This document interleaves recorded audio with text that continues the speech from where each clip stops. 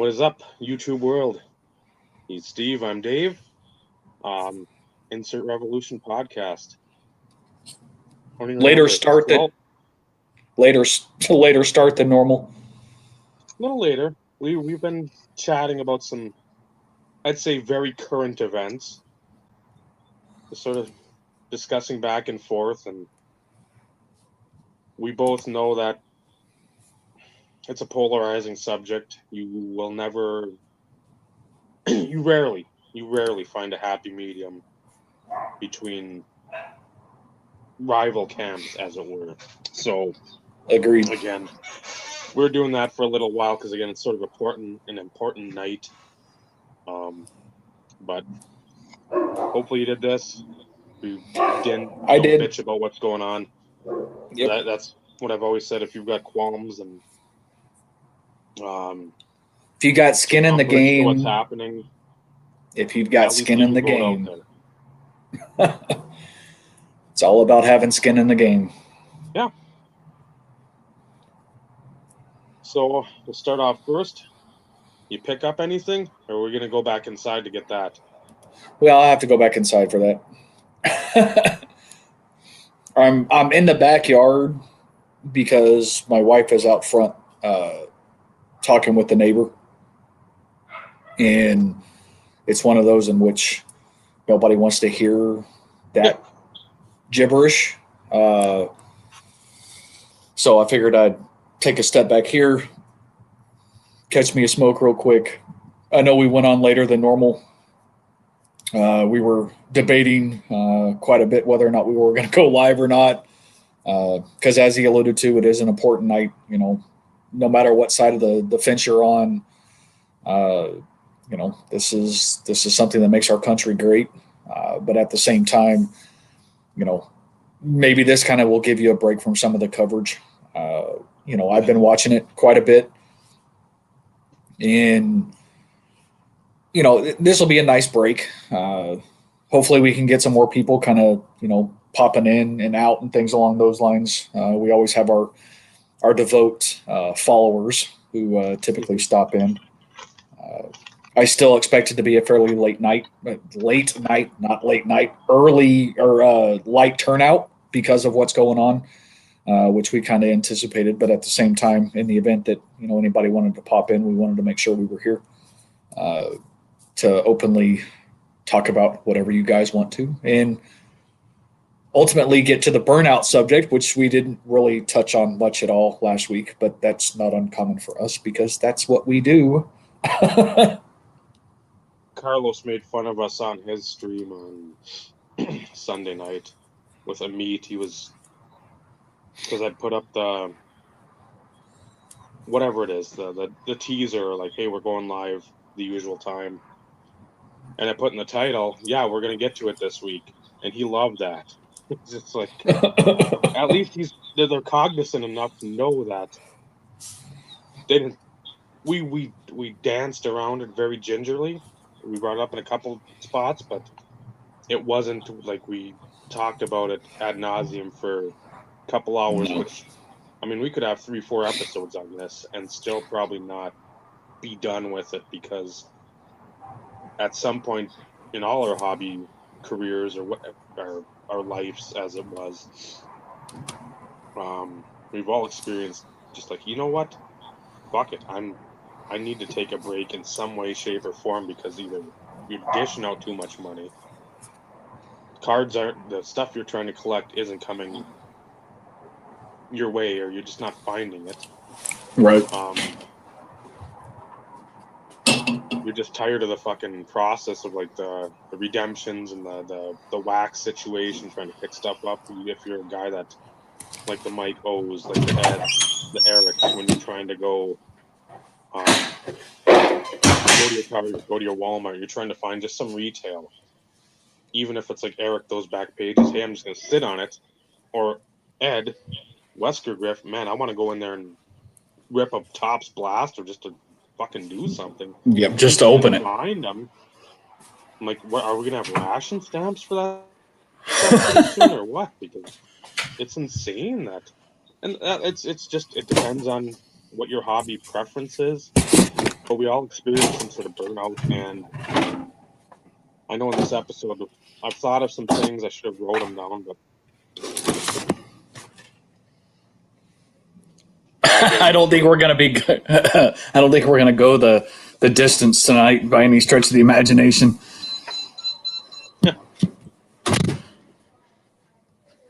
Most of it's probably going to be just. It's going to be Dave and I talking to ourselves, which is fine.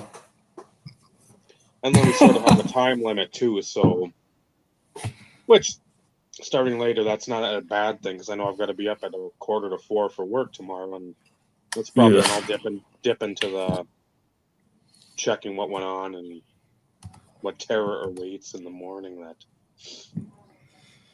That is true. That is true. So to answer your question, so yes, I did get a couple things. I did get a couple things in. I shared this last week. It was just the listing itself, but Legacy Collection, and this is not the backdoor version. It is the blue numbering to 99, $5 shipped. Can't complain. And then Dave, I'm pretty sure you're the only one who knows about this one, but this is the 95 Pacific Rookies and Stars. This is the Raspberry Parallel. And what's interesting about this one is I stumbled across it, and I even messaged Dave. But the description said blue. The picture was raspberry. And in the listing itself, it says, you're bidding on the card and description in the picture. Well, I messaged the seller hoping to get a response. I was like, hey, your description says blue. Your picture is raspberry. Which one is it? So I sent Dave a text, and I was like, call me crazy, but I'm pretty sure this is raspberry. I was like, should I take the chance? It's $5. And he came back and he's like, it's definitely raspberry and it's probably worth the chance. So I took a shot, $5 free shipping, got it in the mail, opened it up, sent the picture to Dave. And I was like, that's a score. Cause I've only ever seen one other one, and that was on ComC. And it was like $12 or $13 or whatever. And that was probably over a year ago. So another 95 off the list. So that's a good thing. Did win a few from TNT. Some pretty nice ones. Dave already knows about those. I should get those, I think, on Friday. So hopefully this weekend I'll actually be able to make a video, and then I can also show them off in next week's episode as well, for those who may or may not watch my videos. And hopefully between now and then I'll actually get 98 made. I've got all 98 set up right here next to me to do for the next portion of the PC showcase. So we'll see. But it's all sitting here. Any news from Germany? Because I know you're talking about it. So we've solidified the cards, and I'm two of them. It's kind of open for debate because I was even looking at mine, Dave, because I have both cards in question, so to speak, and I'm pretty sure they have the same versions that I do. Mm-hmm. But at the same time, I'm trying to get information, which, you and I were talking about, to try and find out what the differentiation is. And I don't want to not get them just in case there is a variation in the ones that they have, just to play it safe. But I have not submitted my offer yet. I started doing some early on calculations, and I have a feeling this one's going to have some back and forth, because the way that this person lists their stuff, I'm guessing they just have set values in their head for what they start their auctions at. And even if something doesn't sell, they relist it for the same amount. They don't make any adjustments. And some of the few that I know that they've relisted are ones that technically I need. They are not part of the conversation because those cards have already been listed. And I didn't want to take that into consideration either, because sometimes that requires more work. So I kind of left those alone. I have money. I have the dollar value in my head, and I feel it's reasonable. Even as I went through the checklist of what they said that they had, I associated like dollar values to certain cards at this dollar value, certain cards at this dollar value, basically, if I were to have to affix a specific buy price for each card, which I'm not going to provide to them, and I actually came up less than what my offer was going to be. So we're going to see. It's my initial offer is going to be roughly a little over $3 a card, which I think is fair because there is some base in there and some very cheap inserts. So we'll see. I'll probably submit the offer tomorrow and see what happens. Just say, my offer is this, which is roughly a little over $3 a card. Let me know. Well, that just get the ball rolling. So we'll see. What's going on, Matt? Ty, what's going on?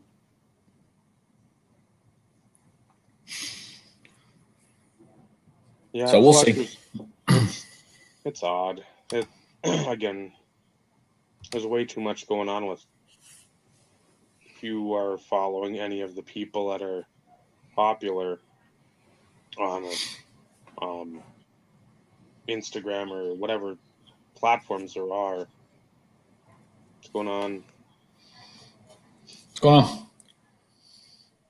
on? Kevin, what's up? If you're following those people and you start seeing, maybe you're a person that hasn't been in the hobby 15, 20 years, but you still have your stuff and you're like, oh God, if Gary Vee or these other slab stocks or card ladder, any of these people that are market movers, whatever, these new entities coming in, not with new technology, I'd say, but more people that are more willing to put the time into doing that type of work. Whereas before, yeah, we knew Jordan rookie, we knew Manning rookies, we knew Moss rookies. You want to keep them. You get them graded. Don't just immediately flip them. You can hold on to them. They're not going to depreciate.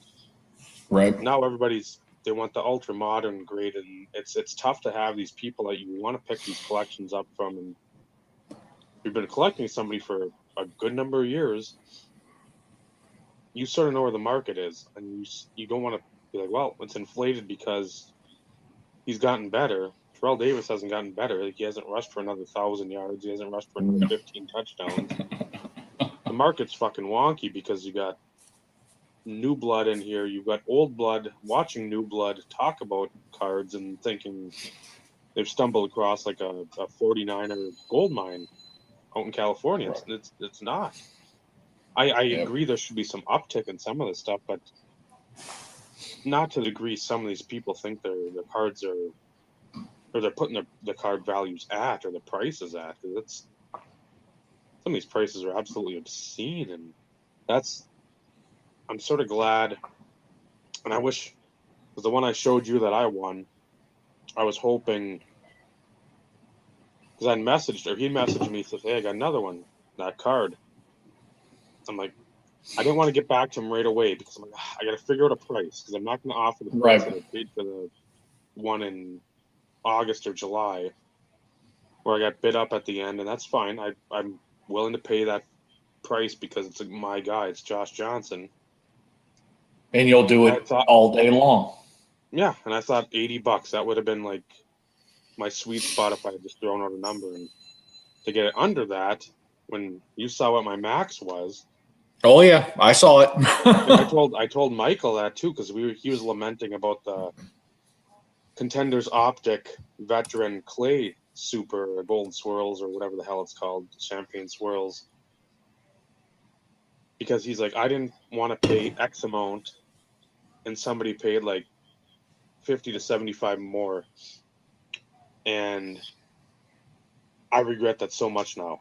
I said, there's a lot of that stuff 8-10 years ago with Johnson that I regret. At the time, I wasn't in a position to put some bigger numbers on it. Right. And at that time, I was still trying to hit along with some of these other guys. I agree, Well, Kevin. I dug myself a hole to a certain degree Mm-hmm. in those prime years, so to speak. And granted, I enjoyed the hell out of it. I'm not gonna lie. But at the same time, there was a financial impact, so to speak. Not to the point to where it's like I'm coming in with a fire type situation, and then all of a sudden, now you're seeing me going, okay, $4,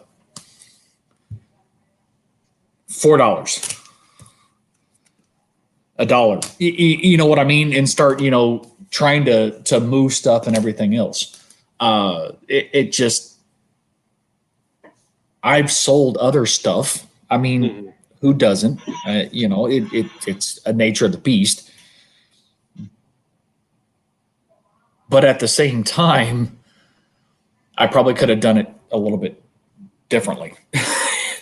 And that's why I always talk about, I'm on a more fixed budget these days. I've got to be very forward thinking because there was it a 90, 96, 98 PMG? Buy it now, best offer $500. And it's like, man, I'd love to have it. Love to have it. But I had just one, I had all the stuff on the TNT list, and there was that small handful of cards that I wanted. One that got shot out of the water early on, which really pissed me off. By the way, that's what it ended up selling for that I sent you. It didn't move. But that was way more than what I was willing to pay. Mm-hmm. But I had the TNT stuff on the list. I had the Germany deal I'm trying to work. And it's like, nice thing about it is I didn't get a chance. Somebody bought it. And, I ain't got a spare $500 laying around. Just saying. I don't. I'm not in a position to be able to have that sort of liquid income. That doesn't mean that down the road that doesn't change. But I'm a lot more selective, even though that's a huge card and something that I would love to have added. I am able to be a little bit more selective. And like the deal with the out of Germany, there's only one super rare card out of the whole deal, and it's numbered to 5. Not trying to downplay it, but everything else is within the few serial numbers are 100, 150. There's a few in the lower 200s, 300s area. There's a few 1,500, 1,000 type situation. So it'll be nice to work out a deal in hopes that I can get it, because it'll add another 60 plus cards to the collection. So I think it will take me closer if I look at my checklist real quick.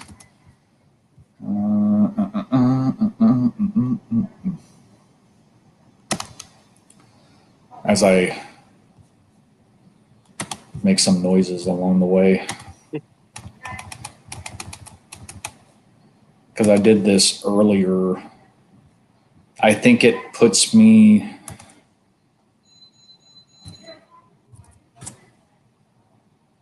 Whoops. It helped if I actually did this right. I went the wrong direction. Rough estimates, it'll actually take me to a little over 58% for 95 through 2014. So, And that's the thing with that type of stuff. You've got, we'll eventually broach the subject of burnout. You've got enough. Carlos. You can sit there and be like, well, yeah, I really want that PMG. That money can be flipped to, let's say, 60 to 70 cards. Yeah. Put a huge dent in that overall number, and you still can be happy. Like, you know what? This PMG isn't going to go down. Will it go up? Yeah. Probably. But you know what? All these other ones, where they're sort of at that basement right now, or maybe they're crawling up the basement, there's still some room for growth. I mean, eventually, people start looking at the football market, not like we've said it. Well, it's not going to be basketball. That's international. That's something pretty much anybody can play. You get a ball, you get some sort of hoop or a basket, literally, or an old milk crate that doesn't have the bottom. You can play basketball. Football, you can't. You can throw football around in the park, but you can't go in like the barrio of Mexico City and toss the football around because there's just no room. That's, again, more of an American sport. Yep. So, I mean, you're not going to have the huge worldwide collector base, like, really gravitate, again, unless it's a Mahomes, Lamar Jackson, Deshaun Watson, Rodgers, people that are key figures in the sport. So that helps you, where you can pick up, A, it's cool, B, you don't have it, C, it's cheap, relatively speaking, and you can pick up quantity and still get quality. You're not just picking up quantity. Yep. Well, and PMG, it's an iconic insert set. The name itself, it's iconic. And, as you best put it, $500 for one card, or, potentially $500 for,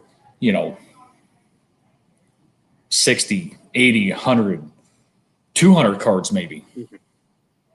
And you just don't know. And, as I've always alluded to, right now, it would be very hard for me to justify that kind of expense to plug one hole, mm-hmm. or spend that kind of money to plug a substantial number of holes. And, although what I've accomplished so far, I'm very proud of what I've accomplished to date.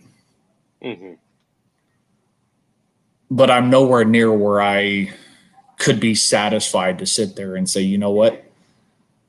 I feel like I've done all I can do. I'm satisfied with this. Now where else can I go? Mm-hmm. Would I always try and look for stuff to add? Absolutely. That's never going to go away. But in my head, and this is kind of the prelude to the whole burnout thing, in my head, I have this number, this percentage number, to where once I reach that, I'll be good. If I don't pick up another Terrell Davis card, I would be satisfied. Just saying. See, you can do that too. You can be like, I want to pick up playing days. I have an X amount for that. Through 14, I've got X amount for that. Let's say through today, I've got X amount. I want these percentages. That's where I want to hit these benchmarks. And that's where I'm leaning towards. And once I get to those, I can say, you know what, I'm good. What now can I focus on? Where can I shift? Because although I do substantial number of searches for Terrell Davis, I'm not going to tell you the number of times I do my searches per day, because that would be just stupid. Mm-hmm. I know I'm not the only one who does it, but, you know, as a player collector, you do it frequently. You know, Carlos, I'm sure, does multiples. I know you do multiples. I'm sure Matt probably does multiples. You know, JT does multiples. Not saying, so maybe once I reach that point, the searches won't be as frequent. And, you know, I've had multiple times in my hobby career, so to speak, and we've touched on this in other episodes, to where, you know, I'll shift focus, so to speak. You know, maybe I get tired of adding Terrell Davis stuff. I know that's kind of hard to believe because it is my main PC guy. It's my main player focus and everything else. How could you be tired of it? Well, that's the whole thing. You can, I don't want to use the term burnout, but you can kind of, the passion and the drive and the love is still there. But at the same time, it's like, damn, what else is out there? What other opportunities are there? And, you know, there's times in which I wasn't driving so much on the Terrell Davis stuff. I was, you know, focusing on my certified mirror gold sets. Mm-hmm. You can remember those times. Or you would see more Denver Bronco autos or autographs than you would Terrell Davis stuff. You would see that shift. And that's what kind of, you know, kept it fresh for those prime years of YouTube. And, you know, at least for me right now, refinding the fire for the Terrell Davis stuff, because of the craziness that's going on in the hobby right now. There's a lot of things that have been listed and coming out that I haven't seen before. And it's nice to be able to take advantage of those situations and pick up, you know, a lot of cards that I haven't seen. Always known they've been on the checklist, but I've never seen. And to have the opportunity to even try and win them consistently fuels that fire. But there is a other part of me that what else could I do? And I know, and I don't remember what video it was of Carlos's, but I think it was his most recent Mail Day video talking about side projects. You know, and that's one thing that is a way to avoid the burnout. Mm-hmm. If you really think about it. Unless, don't go crazy, because you don't ever want to sock money into a side project to the extent of where when you have an opportunity to pick up a big card for your main player collection, it's like, oh shit, I spent all this money over here on these side projects. Now I don't have money in the budget to pick up X. As a player collector, usually you find a way. Let's be realistic. If it's reasonable, you find a way. Somehow, shape, form, or fashion, the stars align and just miraculously, you know, it happens within reason. But to have side projects and, you know, to be able to focus on a few other things to where you're not just so hyper-focused is a good way to keep things fresh. And, you know, I know he has. I don't know why I said I know why I know he has. You're right here. I know you have, because you know I'm talking about you, Carlos. You have your Soto, and you have your Jamie Benn as far as rookie stuff is concerned. And then watching that video and seeing some of the other side projects that you have, fairly inexpensive, that keeps things fresh for you, and it keeps you constantly looking for other things and finding other things to enjoy for whatever reason. I'm not a fan of Black Diamond. This is me personally. I like the concept, but I'm speaking also from a football perspective. Hockey is different. And the premium cuts in hockey, in your little side project, they have eye appeal. Football, not so much. And I don't know what it is. Maybe it's the way that the players are pictured. I don't know. I'm not a fan of hockey, and I'm going to say it. There will still not be a hockey collection. And no, there's not a closet hockey collection. There won't be one. But those premium cuts look nice. And a lot of that, I think, has to do with the way that, or the photography that was used in order to design the card. They are aesthetically pleasing to the eye. I'm going to rip through some comments here because I know I'm way behind on that, but I wanted to get a chunk of them. I agree with that, Kevin. At the same time, singles, that's always a way to go. I love ripping wax, but somebody out there, they're going to keep ripping it no matter the price. It sucks for kids to get in there. Matt, I think, makes a valid point, too. It's like not everybody's trying to make money. Again, a lot of people now are, but it's just the nature of the beast. Everything's so hot. The digital stuff, that's something I'll never get into. I'm a tangible person. I need to hold a card in my hands. I'm not going to sit there and I can't. I know. I have them. It's a change of pace type thing. But that's it. I agree. It is. There is nothing better than physically holding something in your hand. And from the digital perspective, if they took it to the extent of, yes, I own something digital, but hey, I want to pay $2, $3. I want you to make that freaking card, and I want it in my hand. Mm-hmm. That's different. But just something digital, I do it as a change of pace, so to speak. This keeps me opening packs, so to speak, and I'm not having to spend any money.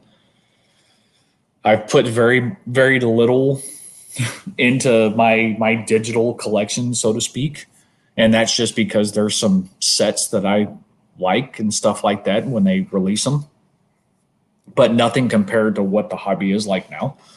And I can do this for almost pennies on the dollar, so to speak, from a pack opening perspective. But you're right. I prefer to hold something tangible over the digital stuff. And what's going on, Carlos? So it made me look more at the comments and the shit. And that's why I knew Carlos was here. If you don't know, you're not up on your game. There's a lot of the Dumba stuff. I've seen like a patch. I'm like, what the fuck is that? That's not a real card. And then go look. It's a digital card. I'm like, pass. And some of those sell for stupid money. Some of those blockchains, Mm-hmm. Help me understand what you're actually buying. When they put that in Flawless this year?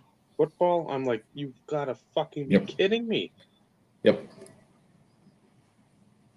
Hundreds of dollars. I know.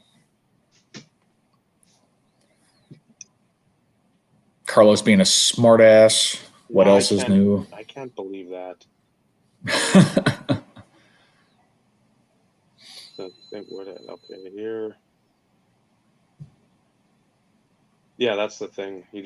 We'll get to it more in depth. Jamie Langenbrunner was a local guy 2 hours-ish away from you. You went to Cloquet Esco Carleton high school. So I got to watch him in high school play hockey. So when he made it. Bless you, by the way. It's a complicated last name there.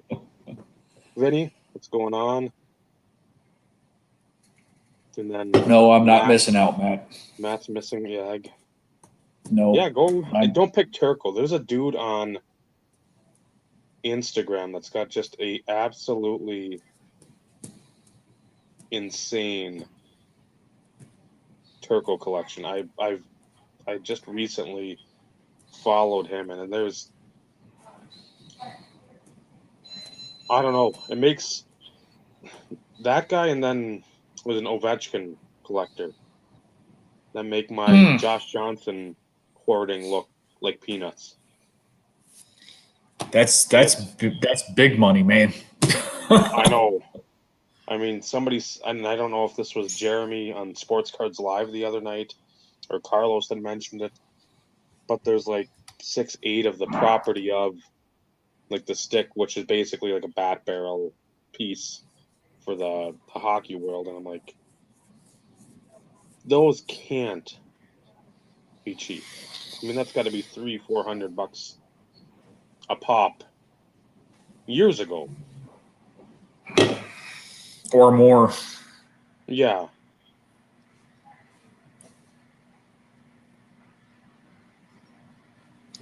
I can't do it. If I had more in the card budget,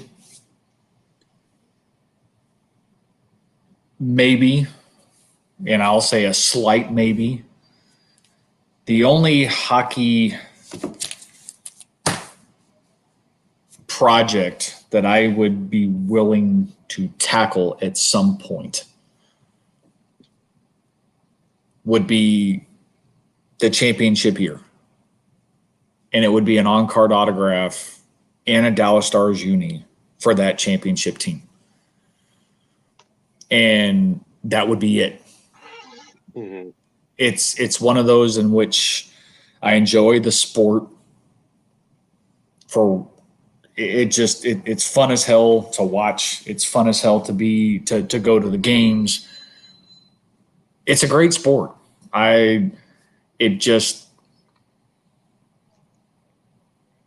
It's not one in which I've followed enough to where I would invest the time or the energy and the financial means to focus on something. I don't, and for you, Dave, I still don't know how you do it because you have multiple player PCs. You know, it's not to the extent of where, I mean, Josh Johnson is your guy. But at the same time, from the hockey side, you're borderline coming up on super collector status, I would say, for Brodeur. Just saying. I mean, you've acquired a lot of stuff in these past few months, and it's been phenomenal. You know I'm going to watch it. I still watch Matt's videos. I still watch Carlos's videos. To support you guys first and foremost, but I have an appreciation for a lot of what you guys show. I'm a 90s guy. That was my prime spending years from a collection perspective. So there's that appreciation. And I can kind of live vicariously through you guys as if I collected hockey. But there's never been a spark that's turned into anything from a hockey perspective. Not saying I've never bought hockey packs in my years. I think the only years in which I bought any hockey was like 94, 95. But 94, 95, and it was looking for the masks because the card shop had a few in the display case, and they caught my eye, and I'm like, these are really freaking cool. And of course I didn't pull one. And as quick as that spark kind of sparked, it went away. It's like, I can't have too many focal points in my collection. And that's the thing, because, in the 90s, the mid to late 90s, it was all about busting product. It was all about, okay, how many boxes can I get for X dollar amount? And just would sit there and open packs and love every freaking minute of it. It wasn't until, I want to say, 2 years ago, maybe 3 years ago, that it's like it finally clicked. Why am I spending all this money on product in hopes to get something big, nice? Why bother? Why bother? Yes, it's fun, and that's supposed to be the enjoyment of it. But at the same time, you spend X number of dollars on a box of cards, you want to hope that you pull something decent. Mm-hmm. Although that's not the most important part, but you don't want to spend $200 on a box and get, $30 worth of value. I mean, that's a kick in the nuts. And that's the reality. Not that, like I said, not that that's what it's supposed to be about, but always in the back of your mind, you're always going to think about that. Holy shit, I spent $200 on this box of cards, hoping to get, A, B, C, or D. I got $30 worth of value, and I didn't get anything near what I was hoping to get. I could have spent that $200 and gotten A, B, C, and D potentially, and maybe still had some money left over.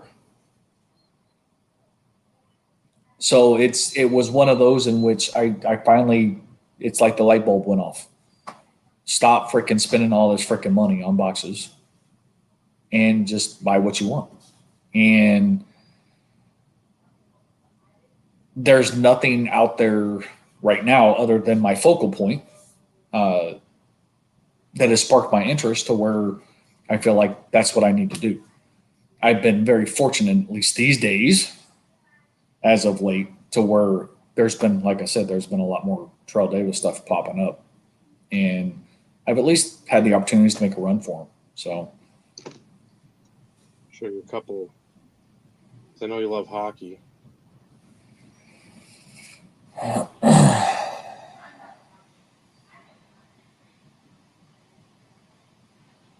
don't know if you can see it there. I don't know if you can see it. No, I see it. And I'd shown, I think that, and I don't know what video it was, but maybe when Carlos. See, that's cool. I mean, that is cool. That's the hollow foil on the freaking die cut edges and everything else. I mean, that's a pretty freaking card. think when I was on with Carlos, I showed the other one because he's got 2 in the set. This is the subset version. So yeah, I've been able to pick stuff up because of good fortune financially. That when you get in a car accident and you're cut a check and you're a passenger in it, so you don't expect anything, nor do you really want anything, but they cut you a check, okay? Then the stimulus, okay? Then you sell a bunch of basketball cards, okay? So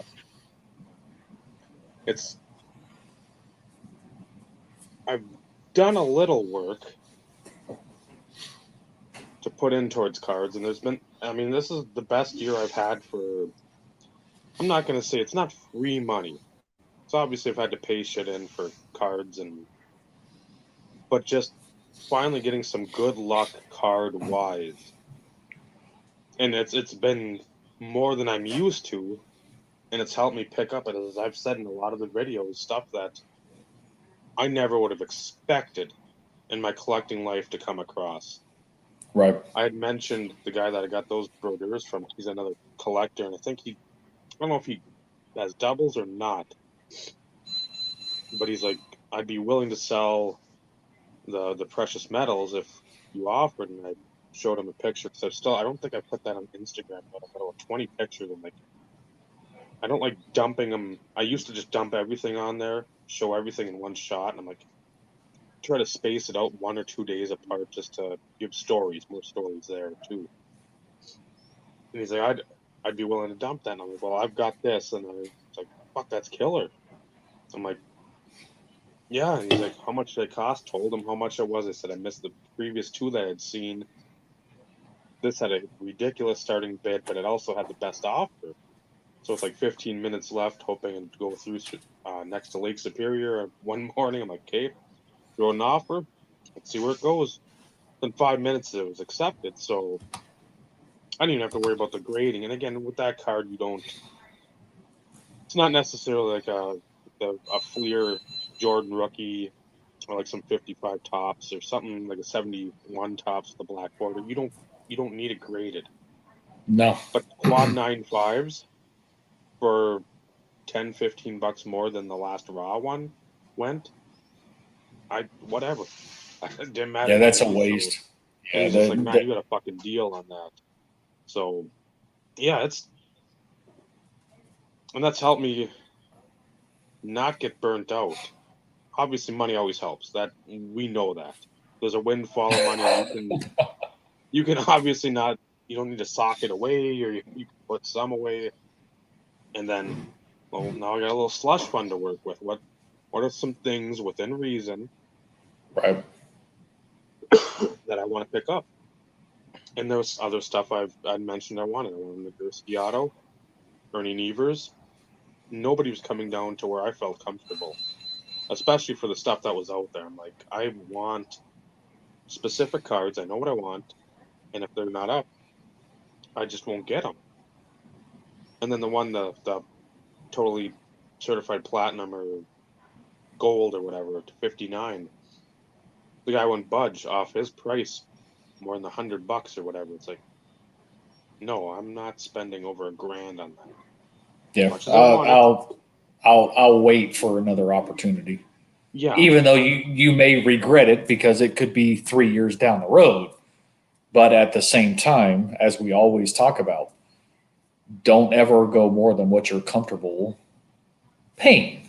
Yeah, if it's $10, $15, that's a lot easier to justify than hundreds of dollars, because you will always have people out there. And this is the one thing that agitates me about sellers on eBay to a certain degree.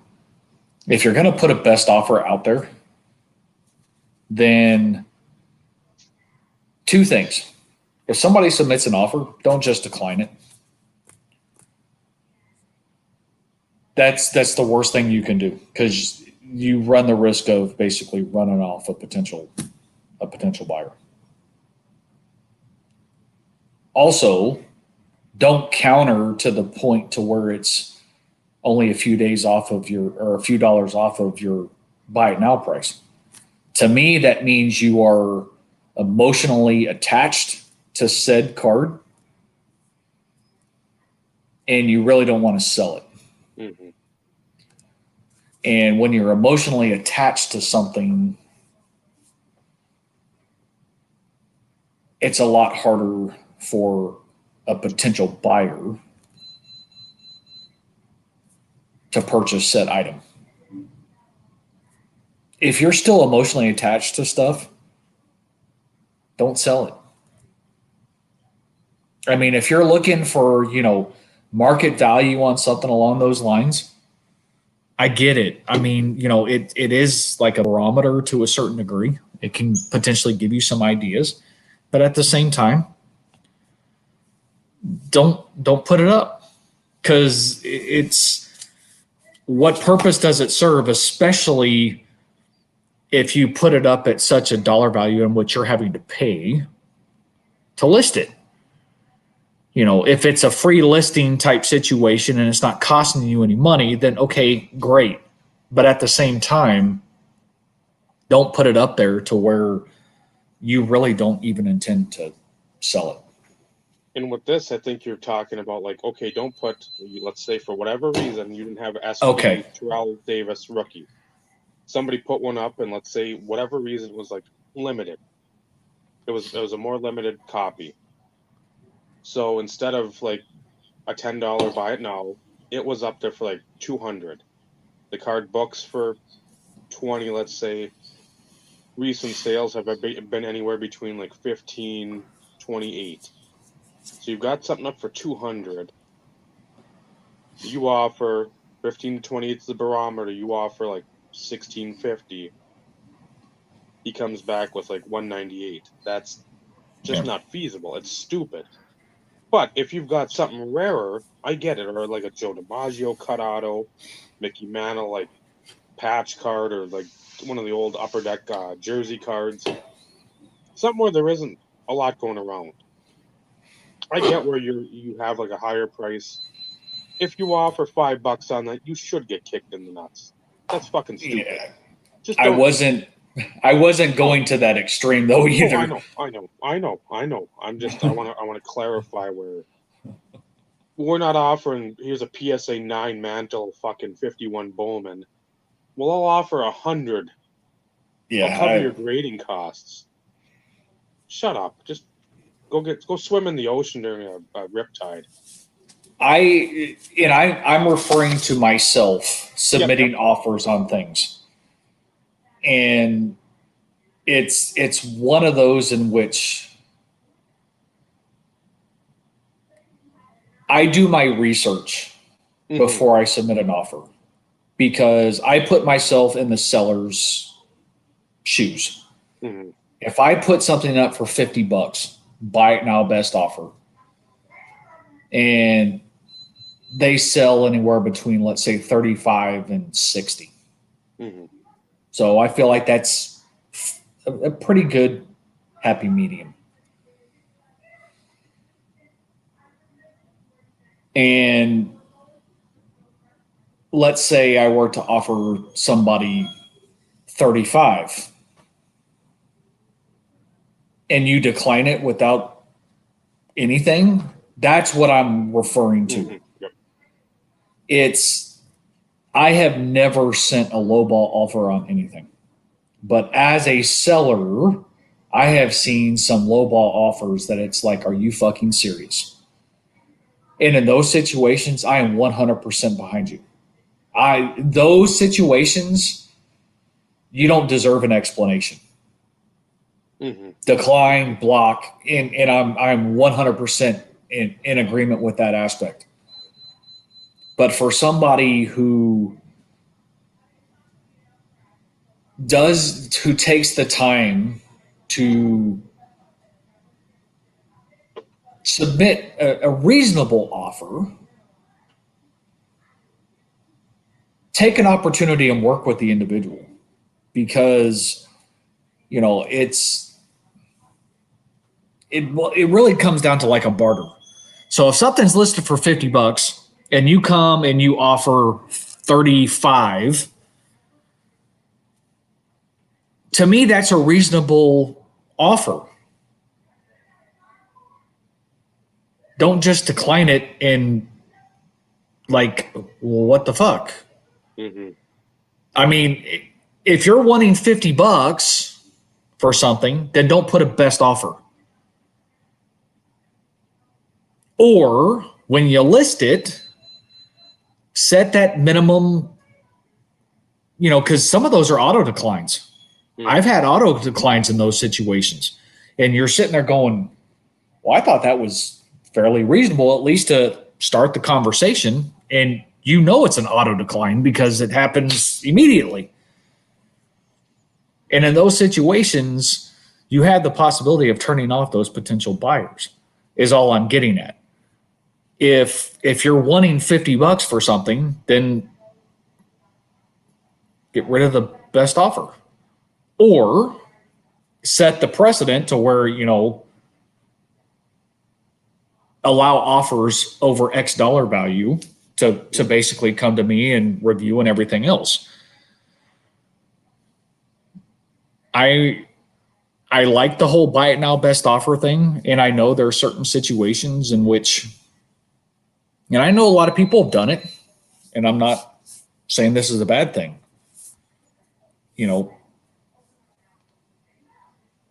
One situation, Dave, in which you shared with me, and this has been a while, and it still pisses me off because this is still a card that I want.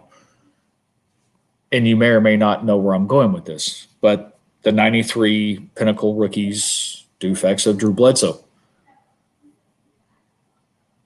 You even said you sent a lowball offer. And it paid off. It wasn't disrespectful low offer by any stretch of the imagination, but you yourself said, I shot low. And he accepted.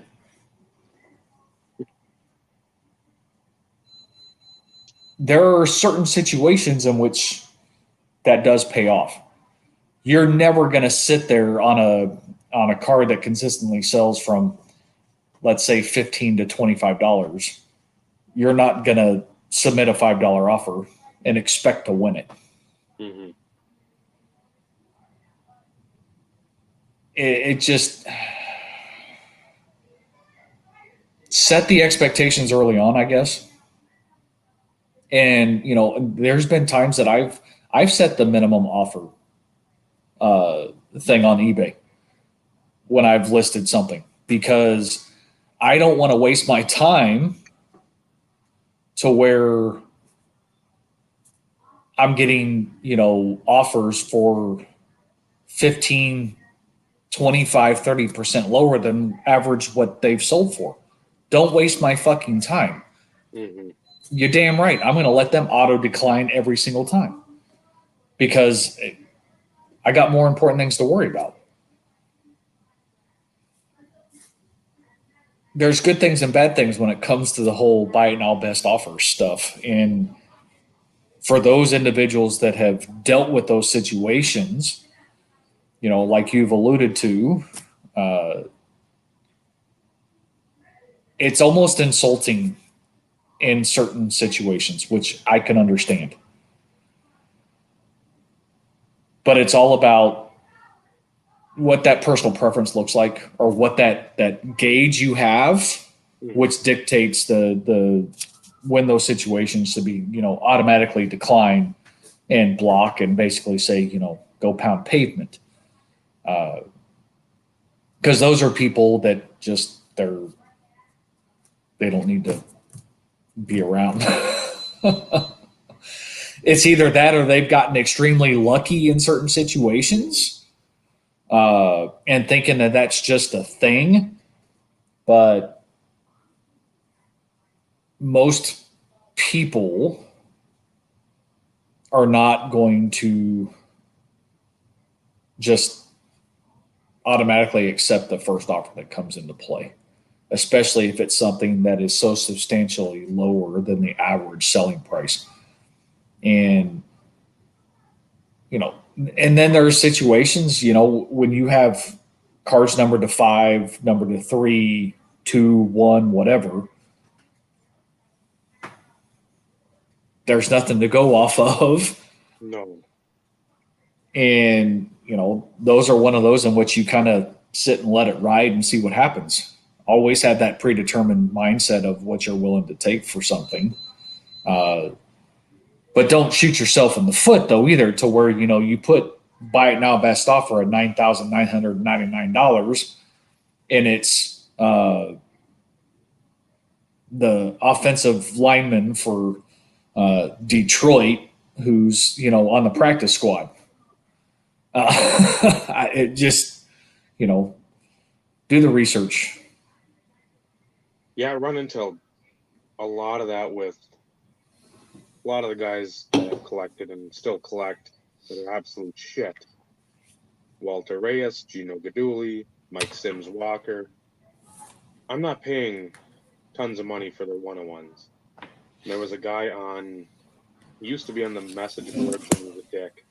He thought his shit was just the best, but then when I think he collected Torrey Holt, when he wanted somebody's Torrey Holt shit, he was always lowballing. It's like, dude, you can't fucking think your stuff is the best. Or no, Brunel. It was a Brunel collector. And you have Gino Gaduli, whatever it is, Superfractor Finest. Yeah, I'll pay like $40 for that. But you want 85. No, it's a Superfractor. That's great. It's Gino Gaduli. He played in like the Arena Football League 2 with Green Bay. He didn't even get to the main Arena League. So I'm not spending that money. He's not my dad. He's not my uncle. Not a cousin. Not my neighbor. Not my boss. I mean, it's Gino fucking Gaduli. So I get people where they have, let's say, if you have like one of those Score 92, like the Ted Williams autographs from the pack, like DiMaggio, I think, was in there too, and Yastrzemski. Let's say you got that triple auto. Yeah, you should have a high price on that because those are tough as fucking sin to find. But if you got like a Carl Yastrzemski, whatever, 2005 Donruss product, like Legends or whatever it was, that's an unnumbered auto, and you got it up to like 300. Let me know who your dealer is because I want to feel that too. It's insane pricing on a Yastrzemski auto, which more than likely you can get between like 15 and 35 for a lower end one. You're not going to get $200, $300, $400 just because he's in the Hall of Fame. And that's where a lot of people just read into, well, I remember this name. Oh, he played back when Mickey Mantle played. He must have been great. He was a very good player, no doubt about that. But I mean, when you talk relative to like collectability, that's always a different subject. You can be Hall of Famer Bobby Doerr. Guess what? He's signed anything that was put in front of him. So there's 8 billion autos of him out there. Right. That makes this stuff less desirable unless you're a Red Sox fan. So it just, yeah, people and what they think their cards are worth and what they actually are worth, it's always, I find it to be fun to do the best offer stuff. Because I'm like, you got it up for like $99. I'd pay like 40. I'll go like 38.50. They'll come back with like 80. I'm like, come on now, it's a Josh Johnson, whatever it is, like a triple patch or some kind of a triple threads like to 3. I'm like, I'll pay because I don't have the card. I'll pay even if I have the card because there isn't much for Johnson out there that's being listed all the time. But don't think you've got a fucking Tatis Jr. triple auto to 3. That's we're in galaxies apart, and the quicker you realize that, the quicker we'll get a deal done. Well, and that's the thing. I mean, it's the current market, as we all know, is extremely volatile.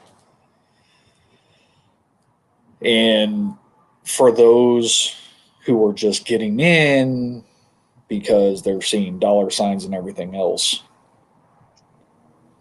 maybe they're not doing enough of their analysis. From my perspective, when I look to list cards and everything else, I do my best to do my due diligence. What was the last X number of listings? Look at the time span. Making sure that something phenomenal didn't take place during that time for said player that would potentially spike the prices and everything else. And I try and be reasonable, but at the same time, you have a lot of individuals, for whatever reason, who just want to throw numbers up there. And there's a lot of people out there, and I don't know if anybody else has experienced it with their certain player or whatnot. I can speak specific from a Terrell Davis perspective that there's a few people out there that are listing select rookies for $300, not graded, just a regular base rookie. You've got them doing the same thing with the 95 SP. You have them doing things with, a newer modern card that, is an insert that's not even serial numbered at, $100 and $200. And you're going, what are these people smoking? And, to me, in those situations, what's going on, Bob? That's guys.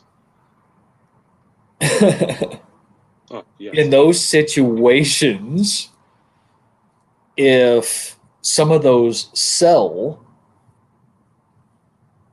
because their buddy ended up purchasing said card and it's not even a legitimate sale, because let's be realistic, those situations happen. Mm-hmm. Trying to manipulate the market for whatever reason becomes an ultimate detriment in the end, because when you try and falsify information, especially for cards in the 90s, for instance, unless you're talking Peyton Mannings and Randy Mosses and some of the bigger name guys, I don't understand the thought process behind it. I get it. Terrell Davis is in the Hall of Fame. I'm very happy about that. He's my guy, but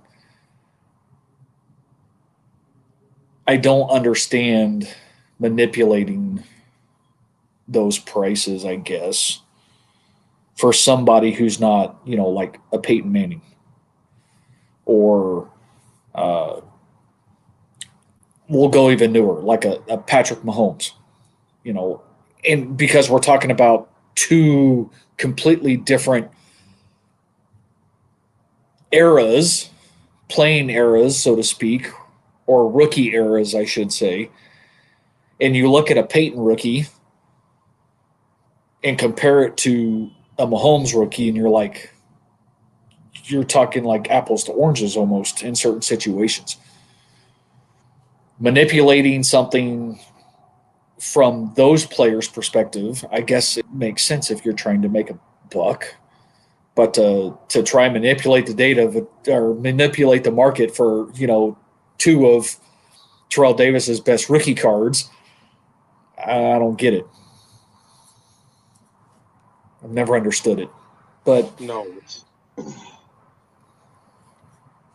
you're always going to have like the diehard Marino, Emmett, Aikman, Montana at the back end, but you didn't really have like that 94 contenders, the back-to-back, I think with Elway. I think he was on, maybe. But that's like his biggest, I'd say, insert card. If Montana, you had to sit there and create this false sense of scarcity or desirability. And again, not knocking TD, but his time was limited. He's sort of like the Josh Johnson times 2.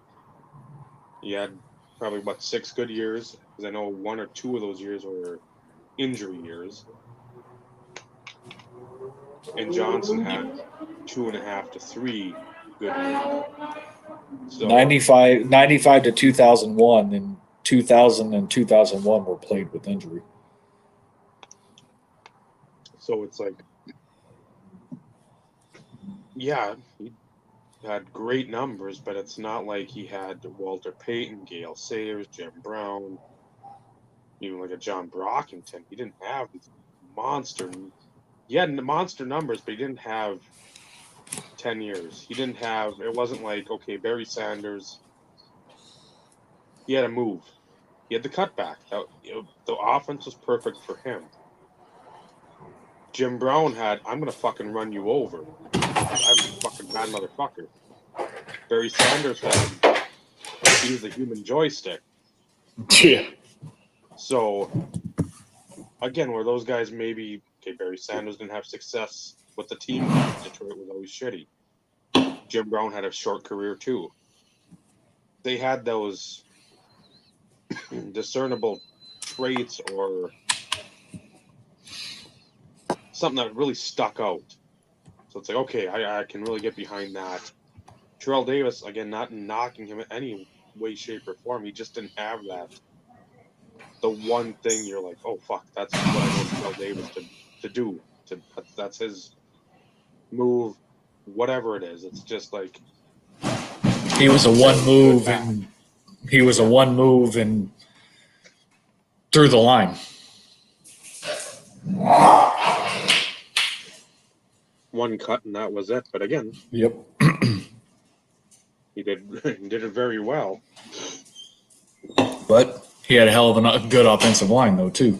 Well, yeah, that's when people blame Emmitt Smith for that. It's like, well, blame the Minnesota Vikings for that. The Walker deal sort of gave them a boatload, a plethora of ammunition to pretty much pluck anyone and everyone out, because they traded multiple firsts, multiple seconds, I think thirds too. So it's like, at what point in time do you give them credit for fleecing the Vikings? It wasn't just like they drafted luckily. It was when you have 2 1s, 2 2s, or 3 2s, or 3 3s, you better hit on some of these guys. So yeah, it's tough. It's trying to find that happy medium, especially when you're trying to find or purchase something you really want, and seeing the price, and you start negotiating. It's almost against yourself when you start thinking, well, I really only want to pay $40 for this card. He came down to $60. If I can get him at $50, I'll feel good about it.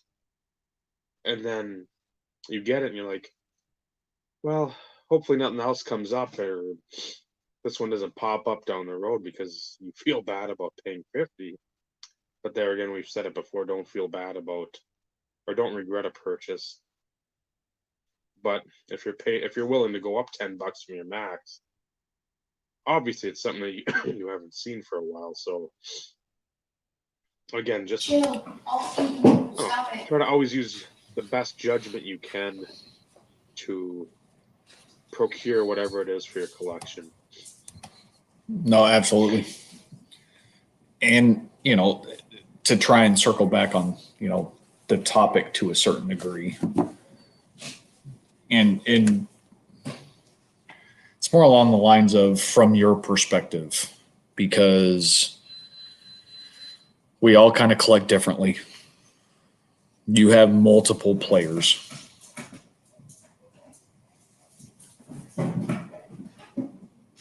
What do you find is the easiest way for you to kind of keep things fresh from your various collecting preferences in your players? Do you, Josh Johnson not included, because I know that's the main guy. But do you like do certain searches more frequently for, let's say, Brodeur than you would, let's say, for a Wah or a Dumba or Mike Sims Walker or anything along those lines? Do you kind of alternate your searches from a weekly perspective, or or do you always search the same things every day?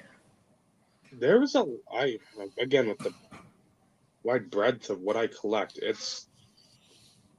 I can go a week doing my usual searches and I'll forget shit. It's just because there's too much. And I've admitted it. People tell me that's too much. I get it. It's the Hall of Fame patches. I just started looking back at those too, because like the '06 NT, I love that set. The '07 NT, the '08. I'm always looking at that stuff. McCone, Northcutt, Kerry Collins, Dumba, Brodeur, Sims Walker, Steve Olin, Johnson.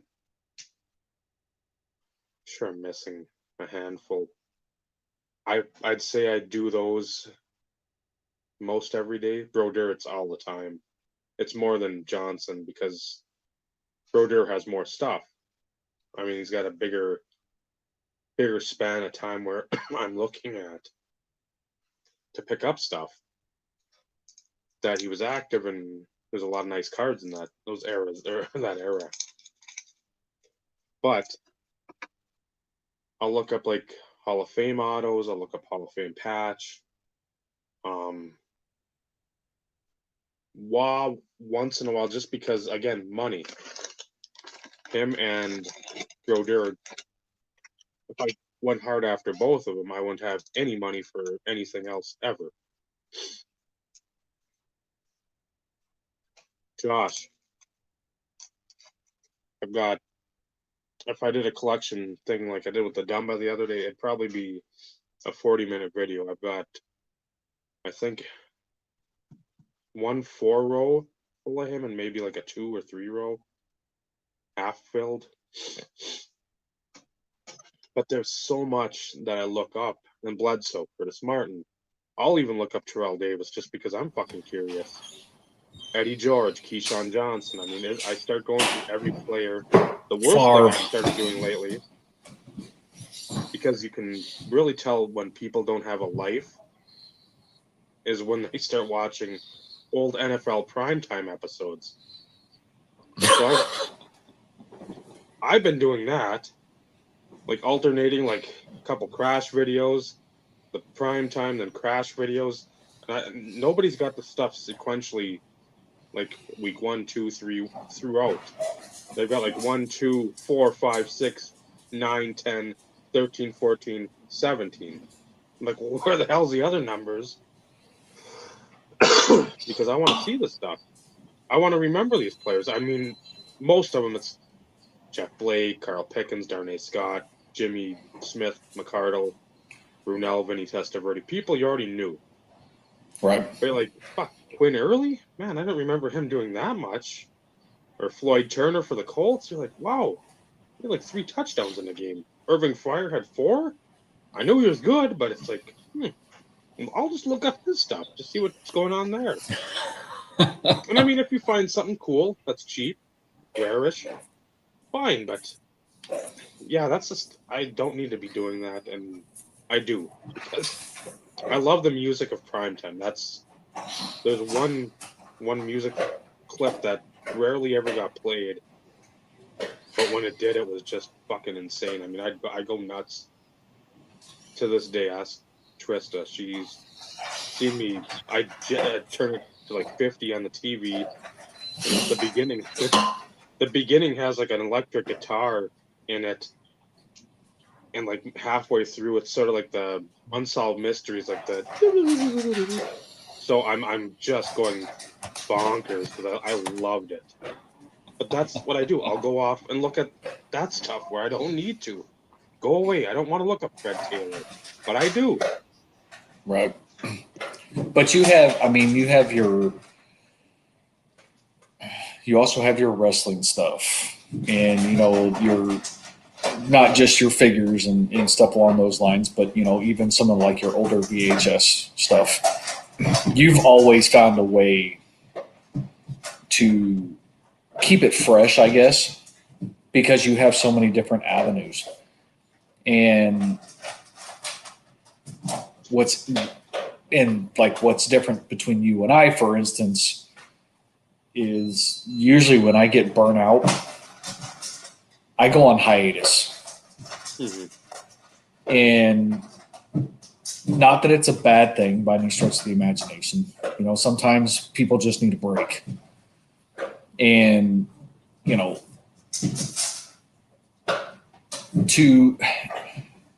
part of it's, and I don't want to focus on the negatives, I guess, but, money is always going to be a driver for anybody, for any hobby for that matter. And, there's been times in which I've taken just a flat out break from the sports card perspective. I went down the realm of thinking about getting back into Magic. We've had this conversation before. Did that for a little bit, bought a few boxes, that type of stuff, tried to put together a set because the whole Magic thing, I played it in high school and I enjoyed it. Shit these days it's too complicated for me. Not that I probably couldn't figure it out and pick up a lot of the new mechanics and everything else along those lines, but that was never the enjoyment for me, I guess. As I've said in past episodes, it was the artwork. Not that I'm like I've got a shit ton of art or anything along those lines type situation, but it always intrigued me. And these individuals created pieces of art, and that's what ultimately was turned into the cards. Then, of course, like the flavor text and the dynamics and the mechanics and all that other kind of stuff kind of came afterwards. So bought a few boxes, that type of stuff, tried to put together a few sets, bought a small collection from the old card shop, and it really kind of re-sparked the interest until I started looking at some of the sets that I really enjoyed and everything else. And I'm like, yeah, I don't think so.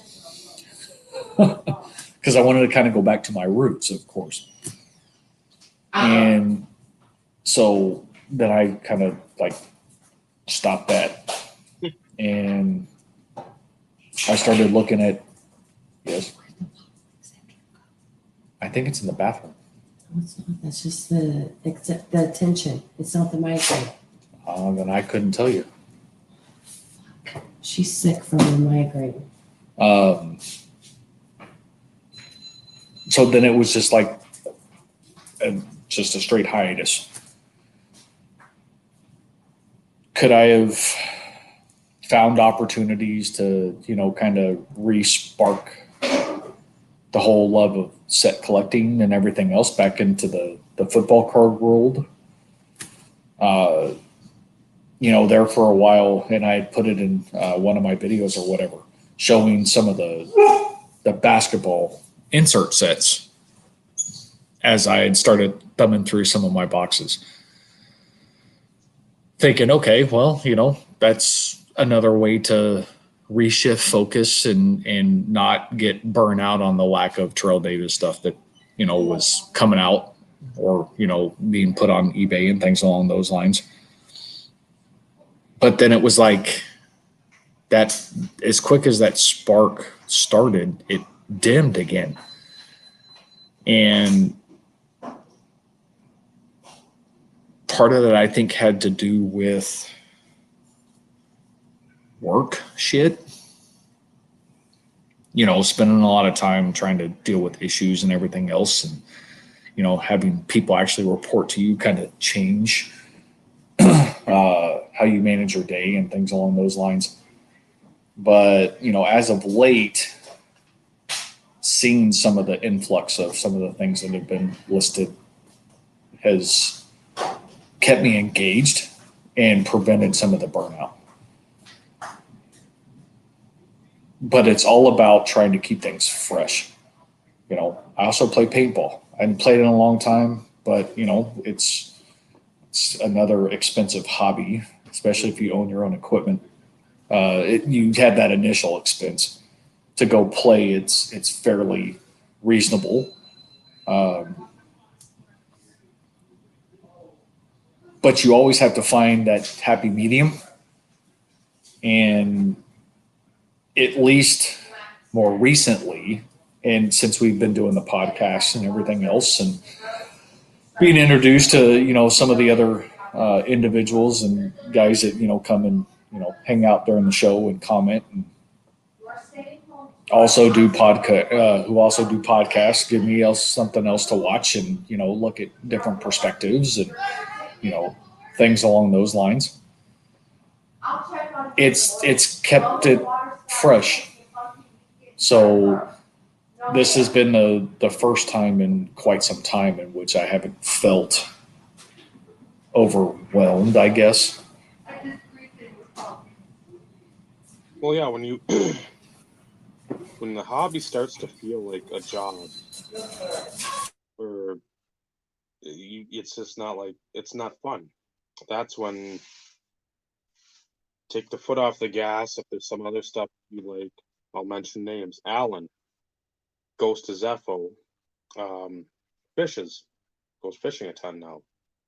I've told him put some fishing videos up because I love seeing that stuff, because if it's somebody that I truly care about and I know truly cares about me, and they're going to show off what they like doing, fishing, going to like a late model dirt track race on Saturday night, wakeboarding, four-wheeling, snowmobiling, just traveling, going to like a museum, whatever it is, whatever they like doing, if these are people that I like and it keeps them putting content and videos and whatnot out, I love that, because I think a lot of us on here look at each other as just one-dimensional. It's like, oh, we like cards. Yeah, that's great. I don't really want to see cards all the time. I want to see other hobbies. I want to see other things that you enjoy. I don't care if you like painting, writing poetry, ripping and shredding on a guitar or on drums. It doesn't matter. I want to see it. Because you know what? If you like it, I'll appreciate you for it, because you'll have the cojones to show, hey, I can do other stuff. I don't just collect cards and that's how it's going to define me, but it keeps everything fresh. AF Cop, Bobby, down in Florida, he's another guy, loves to fucking fish. Has a big family, so he's always said, it's like, my card budget is to the point now where it's very minimal. He's like, I still watch stuff, but at the same time, I just don't have the money to dump into the hobby. That's fine. Show more of your oceanic fishing videos, because I'm obviously not by the ocean. I'm around lakes, but I want to see that. Alex, and I can't remember what his YouTube handle is. He hasn't been on here forever. He was a Dodger fan. He was out in California. He fished too. Things I want to see. Jason, Zombie Collector. I want to see him talk about not necessarily old shitty movies, horror movies. I want to see him talk about old shitty horror movies, because that's stuff I love. We might not agree again with a lot of stuff, but the horror movie stuff I will jump in on. One of our old guys, and I won't mention him, but the old guard, he loves G.I. Joes, and he does a lot of stuff with G.I. Joes. I wish he'd make videos about it, but he doesn't want to for whatever reason. It doesn't matter. I'd love to see them because again, that's something I know a little bit about. That wasn't my wheelhouse toy. The neighbor kids a block over, that was their fucking jam. So I'd play with them, but it wasn't something I wanted to buy in. I mean, I got, I think, some sort of Jeep type off-road vehicle, little small one, and then a couple figures, and that was basically the extent of my GI Joes. But I want to see people and their other passions, and that can very much curtail, for me, what I think, because again, you see with the figures, you see with the videos, Mystery Science Theater stuff. I openly talk about how much time I've wasted with the car crash videos. I mean, it's countless weeks and months. But at the same time, I want to see and know about people. I don't want to just know, hey, I like cards. That's it. Well, what else do you like? And that can easily um, knock down the doldrums of being burnt out on the card side. If there's something else, knives. If you love knives, if you get a Bowie knife or whatever, and a fillet knife, whatever. If you like, hey man, the design on this is cool as shit. Show it. Again, you might not get the Right. normal views you would normally get. You might not get the normal comments you normally get, but you probably get some people you didn't know like that stuff in the community. Some people you Right. didn't even know about. So I don't know. That's one way I've liked, and I wish like Alan would post his fishing videos because he's like, that's all I want to do is go fishing. Show it. Yeah, so I noticed Ty posting a comment, and for whatever reason, so his last response shows up, but Vinny asked a question. So this is I guess the advantage of me also having the live stream up on YouTube. Uh, he asked, "Do you ever go and look at just types of cards like PMGs or some insert and say who has one of them rather than said player?" And then Ty jumped in, but he's like, I see a Lemieux I have, and I'm like, Malkin, Ovechkin, or someone else I follow in the NHL and see if I can grab one. So, in other words,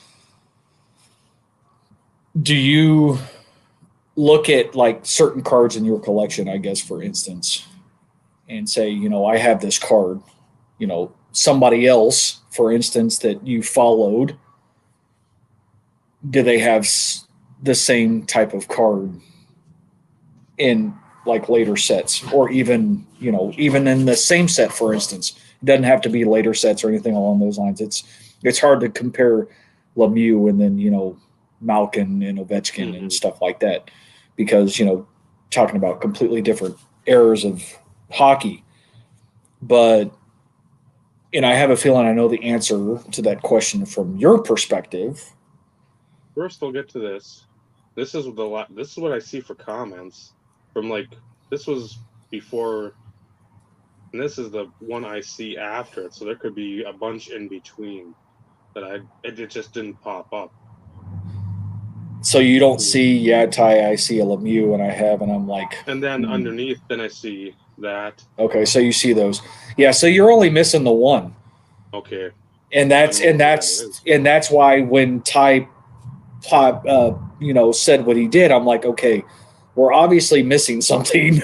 So that's when I went over to YouTube, and that's when I posed the question. Do you ever go and look at just types of cards like PMGs or some insert and say who has one of them rather than your said player? I try to, and again, there was the Destination Honolulu 98 EX 2001 insert set. Ryan Leafs in the set. I'd like to pick that up because I used to own that, and I sold that long ago. But they don't pop up. They're one in every probably 2 or 3 cases. It's like a 1 in 720.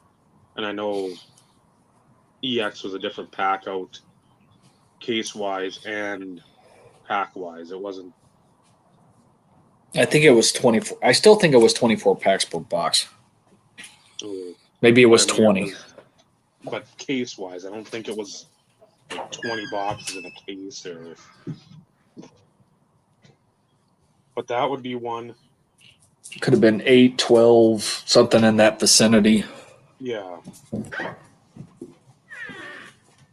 That's one I picked up a lot of 4. I failed to show 2 of them because they're the same. One of them I'm going to send a collector that doesn't know. He knows he's getting something, but he doesn't know what he's getting. But that's one example there. The Dilger, that would be another one. That just happened to be, again, another looking for Bledsoe. That was the one of the newest listed things, and I'm like, But that, again, that wasn't like looking that specific set up, finding Right. that card for cheap. That was just the needle in the haystack sort of situation there. Otherwise, and I'm sure there's been times I know I've done it. Nothing's popping to the old frontal lobe right now. But I know I've done it before because I want to have something in hand. And even if it's like Favre, I go through a little Favre phase. I want to pick up a Thrill Seekers 97. I've never seen one. I picked the Favre like this up too. Yep. Because A, it's a case set, and I want to see what they look like. Yeah, and all the 97 Skybox Premium I opened, I never pulled one of those either. This one, I got the Bledsoe like it. Hall of Fame? And I had never seen those either. So, again, it's just stuff that it doesn't have to be. Because there's a lot of these sets that now you have people that aren't widely collected. Like Ziggy Palfy. He's in some of these hockey sets, so you can pick some of that stuff up cheap. Like, I've never had one of like the Final Cut or whatever they are. Thankfully, mine, and it wasn't terrible. Is that the serial numbered version, though?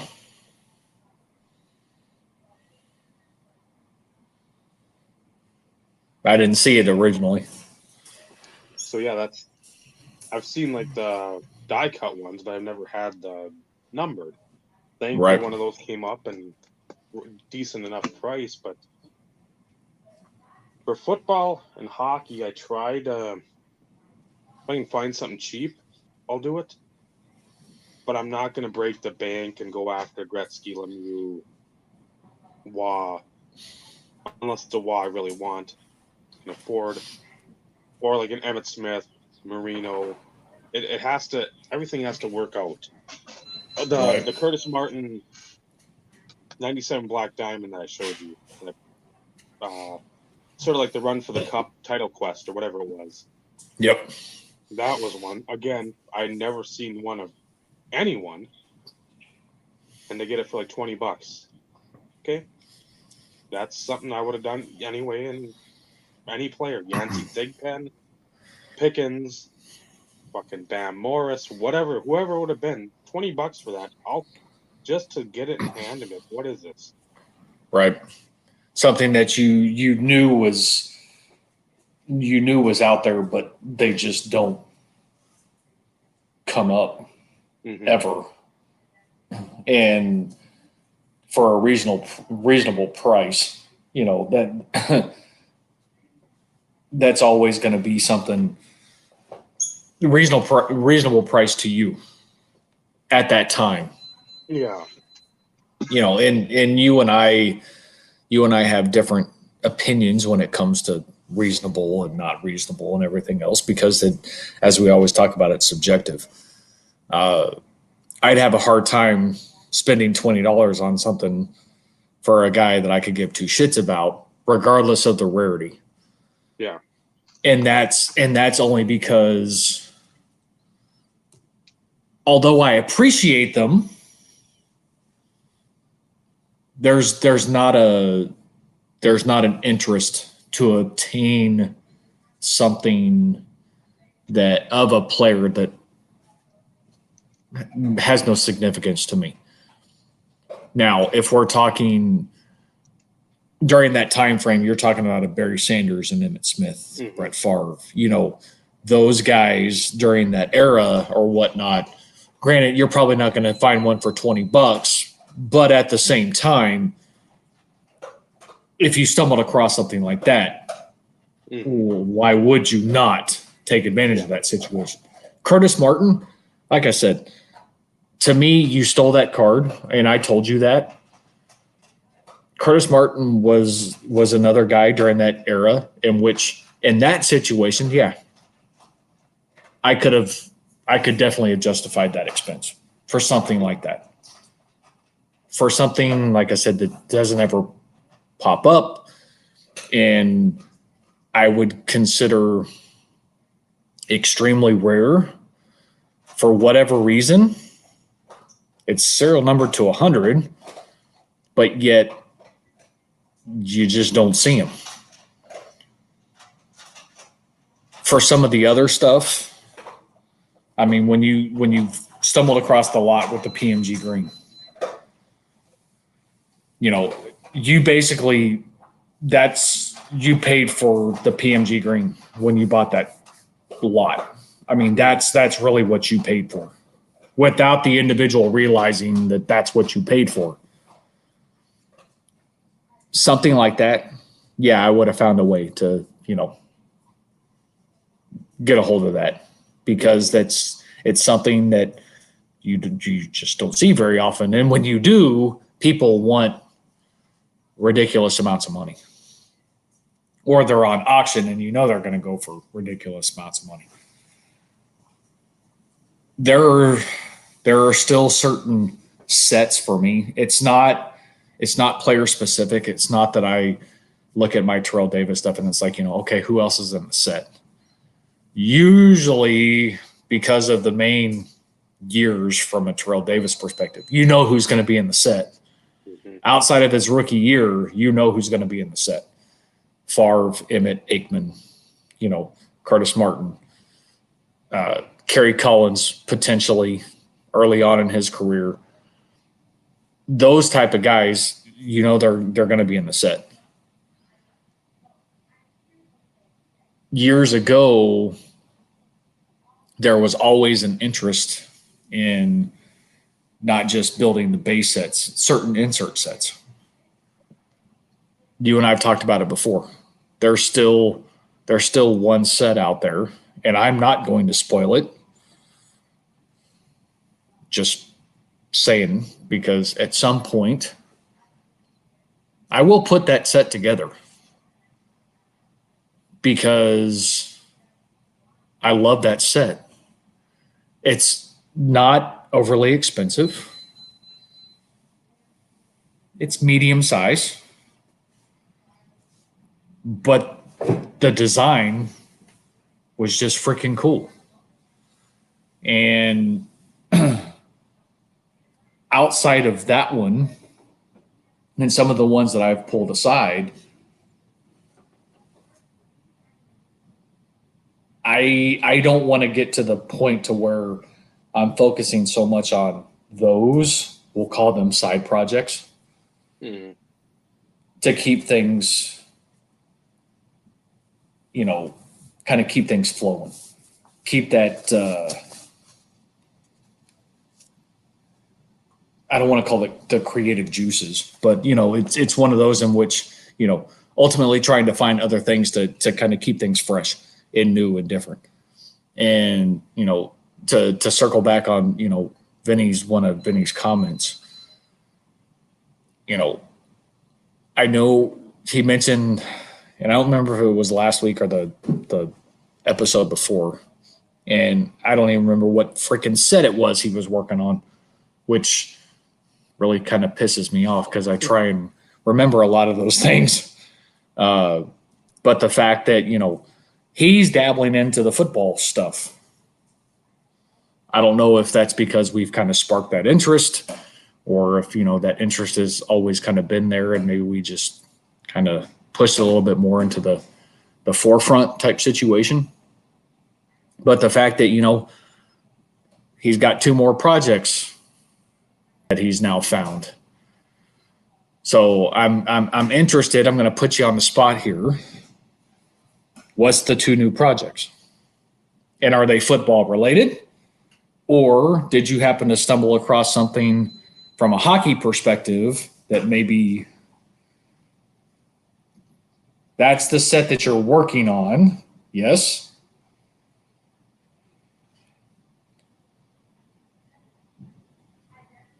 We'll have a little bit of a lack in talking here. So I know the set, and I know they also have one that's basketball, and I'm pretty sure we talked about this. There's a blue.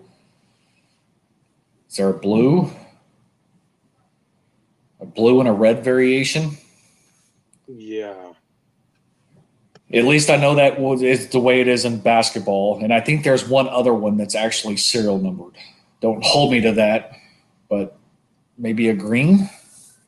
Let's say green or yellow.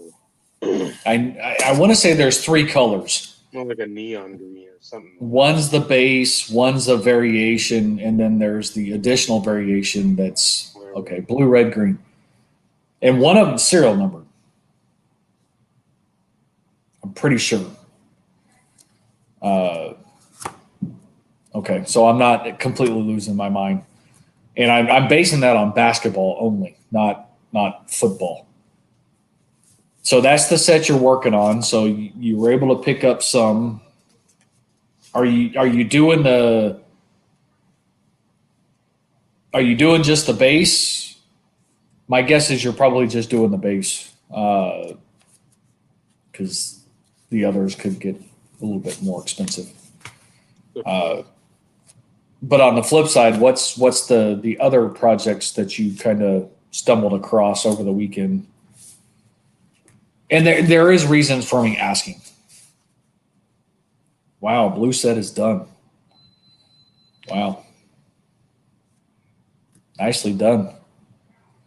I think another set too that I'd pick up just a common, even if it's like a Yateel Green or Pat Barnes rookie, would be that 97 Skybox Premium Rubies.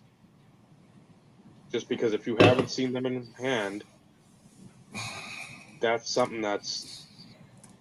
They're numbered to 50 though. That's... I know. That's pricey. That's a lot. That's pricey. And the blue serial numbers, you're probably going to have a hard time finding too, Vinny. But I mean, for that, like I'd think like a Yateel Green. $10. Yeah, I mean, you're talking probably minuscule, and there's been a few Terrell Davises that have circulated again to where they've been, I'd say, fairly inexpensive, under $15, which is cheap, because I want to say mine was, and it's been a few years since I got mine. We've been in the house 8 years this December.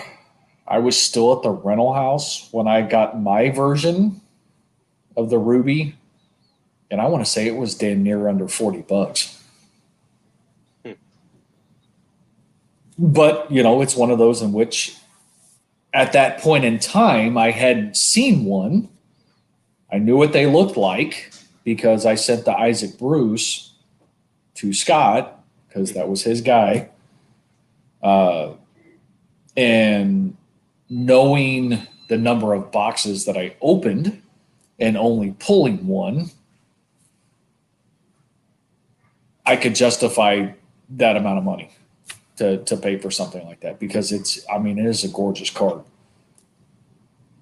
And for anybody who hasn't watched my 97 PC showcase, it's there for you to see. I mean, they're gorgeous. They are freaking gorgeous. And that would be a freaking beautiful set to put together. Not going to do it. But at the same time, I mean, they're beautiful cards. Beautiful. So still waiting for the other projects, Denny. Still hope to get Brad fully immersed into the 90s inserts and spend big money on Marino. Just because I know Marino was a guy that was in everything. Emmett in everything. So those two are basically the ones you can sit there and be like, Barry. Marino's in there. Emmett's in there. But Barry was also in them. Pretty much the breadwinners of the 90s or that mid-90s insert craze. Yep. And Favre was in a crap ton of stuff too. I know. Oh, I knew that because I'm sitting there and watching like those countdowns and I'm like, okay. I vaguely remember this game. I saw Heath Miller and Terry Bradshaw. I didn't know I didn't realize those were the projects. I apologize. So do you have specifics surrounding those? Are you looking at certain time spans? You looking at so completely on the Steeler front? Makes sense. Gotcha. Okay. No, that's Swan Auto. I've looked for those for I think about 4 years now, and they're few and far between. And obviously, if you've looked at all, you know they're expensive as hell. I think he's got the Pro Line portraits, and then does he have Upper Deck Legends? That'd be the only other set that I could think of. It's like an SP Sign of the Times, like an 02 or an 03, and then there's a gold variation of 25. And that's that wouldn't basically that would not be the set that I would think he would be in. I thought he would have been, somehow in the Upper Deck Legends. Just because they do it for 2 years. They do it 2 years? Maybe 97? They did it 3 years. 97 would have been the first year, and some of those short prints are just stupid. There's 97, then there are redemptions in there too. Some were redemptions. 97, I think 99.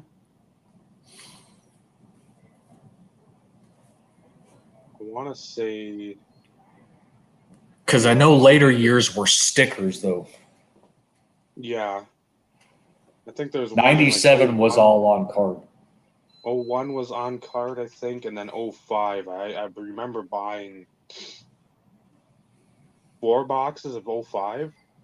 Because at the time, again, you got, 2 to 4 autos? I don't even remember what it was, but don't give me one. So, and I think we had a bunch of the guys that I still chat with now. We got a case and we got a good deal on it, so I think I paid, what would it have been? I think like $80 a box. So I got 4 boxes and I'm like, fuck it, let's try. Let's see what we can do. So I pulled very little. But again, for me never buying wax, it was fun to do that. Right. I can get where that gets, I won't say boring, but you're just basically chasing big shit. You're not enjoying it. But man, you're cool. Roddy White rookie. Oh wow, an Aaron Rodgers rookie number to whatever. $7.99. So Vinny, out of curiosity, and I know you just said you're just picking up stuff that you like. Does it have to be Pittsburgh uniform?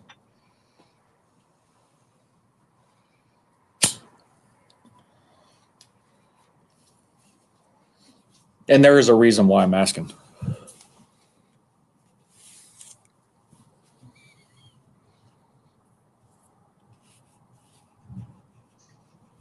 Because there's you have to go. I don't even know if I ended up sharing a lot of that, but 2008 Press Pass Legends Bowl Edition. And I'm willing to bet 95% of the people in the card world have no idea. It's Cordell Stewart. Artist proof? Yep, there it is. I see it. Yeah, that figured I. So yeah, I guess these just Steeler guys from there. Are you playing days only, or are you obviously with some of the patches and autos? Um, you're doing everything, or just I know you're picking up stuff you like. Cordell Stewart. Yes, Well, I know who watching that- Slash is. Watching those NFL prime times, it's like, fuck, where the hell was he? They got Mike Tomczak in there playing quarterback, and wow, Charles Johnson. So I'm like, I don't even. You could see where you really start getting nostalgic watching that shit.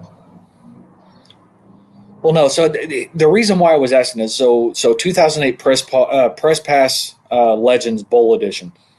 Most people had no idea that there was a variation to 2008 Press Pass Legends. 2008 Press Pass Legends was a great product in itself. Press Pass Legends was limited production. Every card is serial numbered. And I think like the base set is numbered to 199, and then you have different variations going down from, 50-yard line, 20-yard line, 10-yard line, 5, goal line, whatever. And that's what dictates the serial numbers. They also had autographs. Everything was on card. Beautiful looking set. I'm actually 2 cards shy of finishing the base set, if you can believe it. And eventually I will finish that. Because like I said, I think the base are numbered to 199. But being press pass, they're in their college uniforms. And it's one of those in which if I have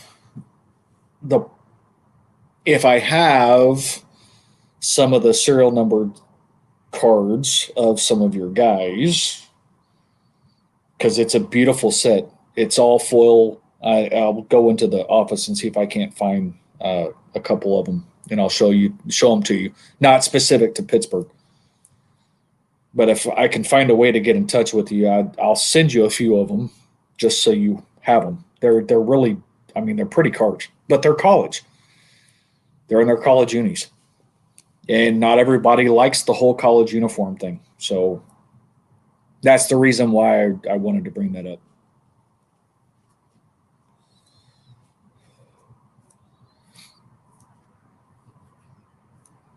And I'll make sure for the next episode, if you're here, I'll show you a pretty cool Slash card that I pulled myself. I won't spoil it either, but it is from the 90s.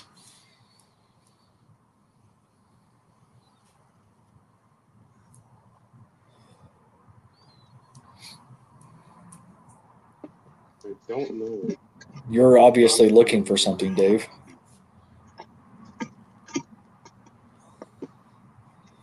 I don't think I got that far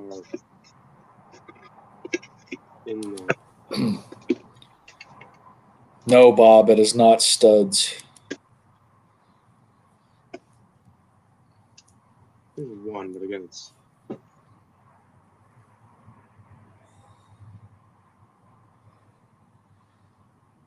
Oh, you were looking for your patches. Old school. I have it in here. Because once I get to the J's,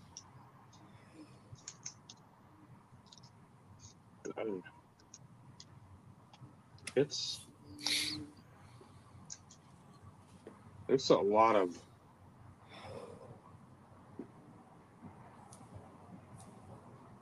lot of The infamous Lavender. 97 set.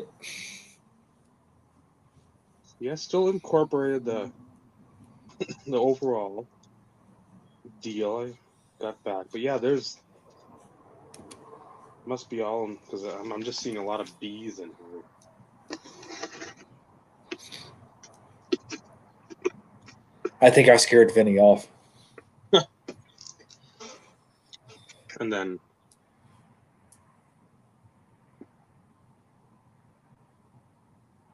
Yep, I have my TD version. because I mean right here in a row. That was this Eddie is- George, wasn't it? Yeah.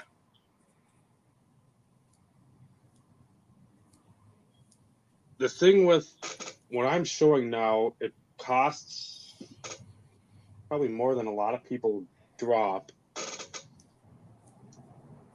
but it helps me, gives me a sense of peace of mind. Like, hey, some of the shit that I'm getting here, it will be worth something, because again, this guy's not signing anymore. Kind of hard for that to happen. Or you don't see. That's a lots huge of hit card, stuff. man.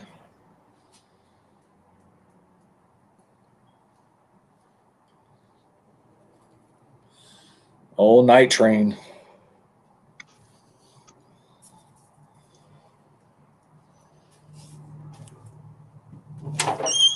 Or You did miss something, Vinny. I had mentioned, since you're focused on Pittsburgh, I didn't know if most people shy away from college stuff, but Press Pass Legends Bowl Edition, everything is serial numbered.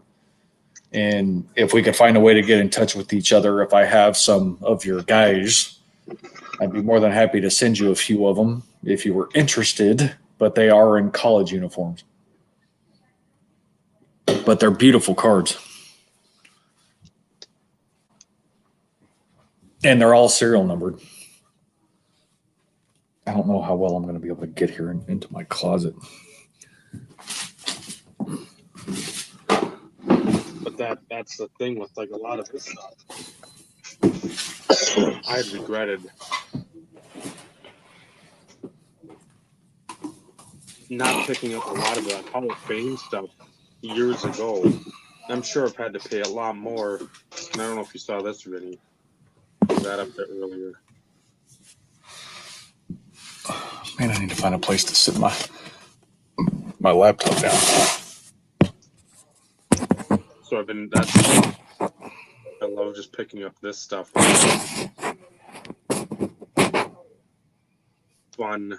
A lot of it. Did not pay like $100 for that, but Barry. 20. But I mean, when you look at some of the greats of the NFL, they pale in comparison price-wise to like NBA, even NHL.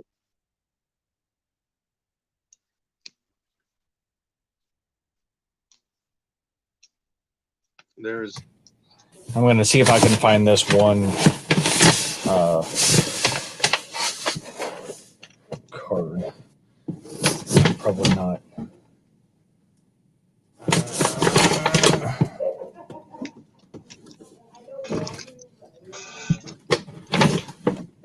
Yeah, I'll have to find it for next week. But it's something that will probably spark Benny's interest since we focus on 90s stuff so much.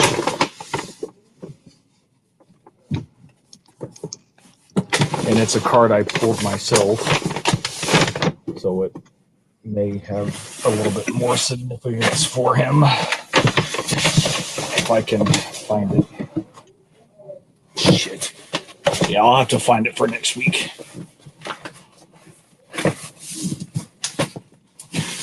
Because it's obviously in one that I can't get to right now, which is unfortunate.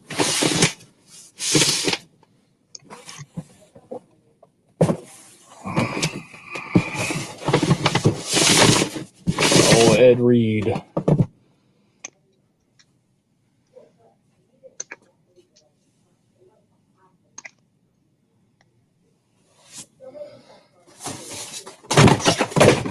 Damn, now I'm throwing shit.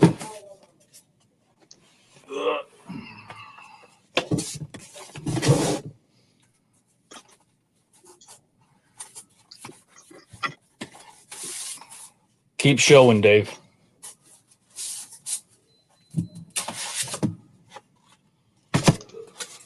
Not a Hall of Famer, but collegiate Hall of Famer, I suppose. Herschel Walker. So this is the what I was alluding to, Vinny, for the Press Pass Bowl edition.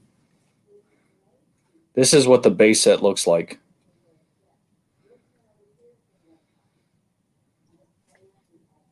And they're all numbered to $2.99 or lower. And I may have some Steelers and stuff.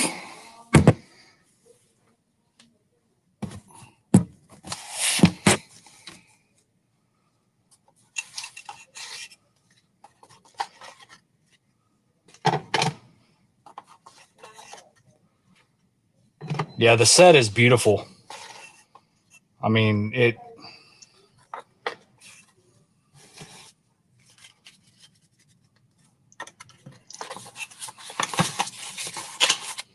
I'll have to see if I can't go through some of my stuff. And I'll set aside some of the Steelers, and you can just let me know if that works.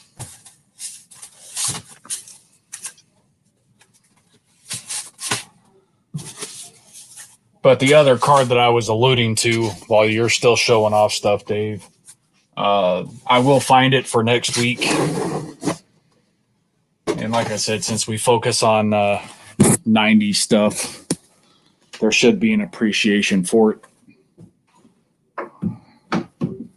And it's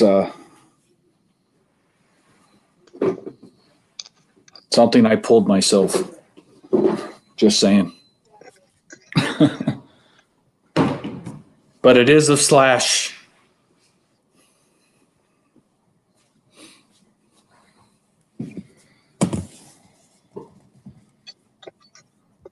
I'm actually going to message it to Dave so he knows what I'm talking about.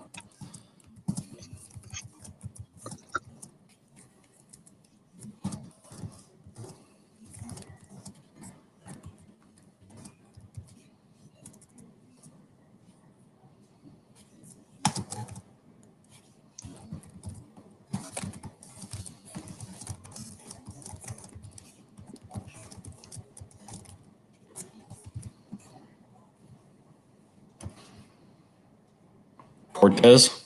Mm-hmm. Again, doesn't have a ton out there.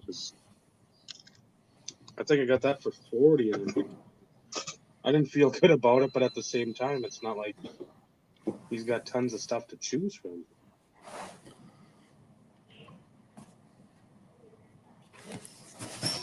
That's it. That's the only thing I can't remember, though, Dave. But even if it's not the latter, still a tough card.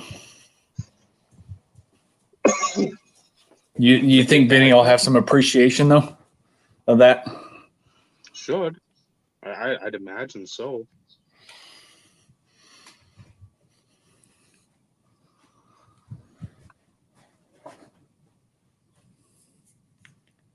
I know now Vinny's going to be sitting there going, what the fuck is he talking about? What are they going to pull out this time? Turn into another Trump victory, and it looks like 2016 all over again. Or does it represent Biden? Yeah, I'll have to look through. I think I've got two J boxes for the names, and I've got Lambert, Jack Ham, and Johnny Stallworth.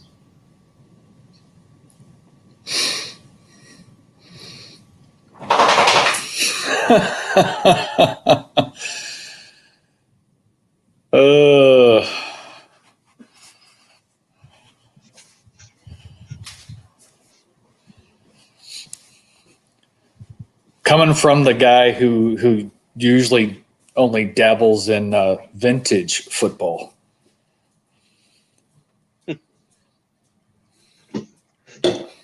Not the same. I swear sometimes Carlos is just like Bob. He picks his moments when he jumps in.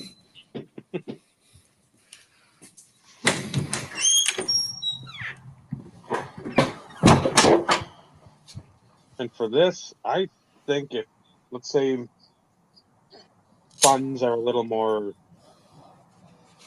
I won't say burdensome or troublesome, just something that you've got to be more cognizant of. You can't be dropping X amount of dollars a week just.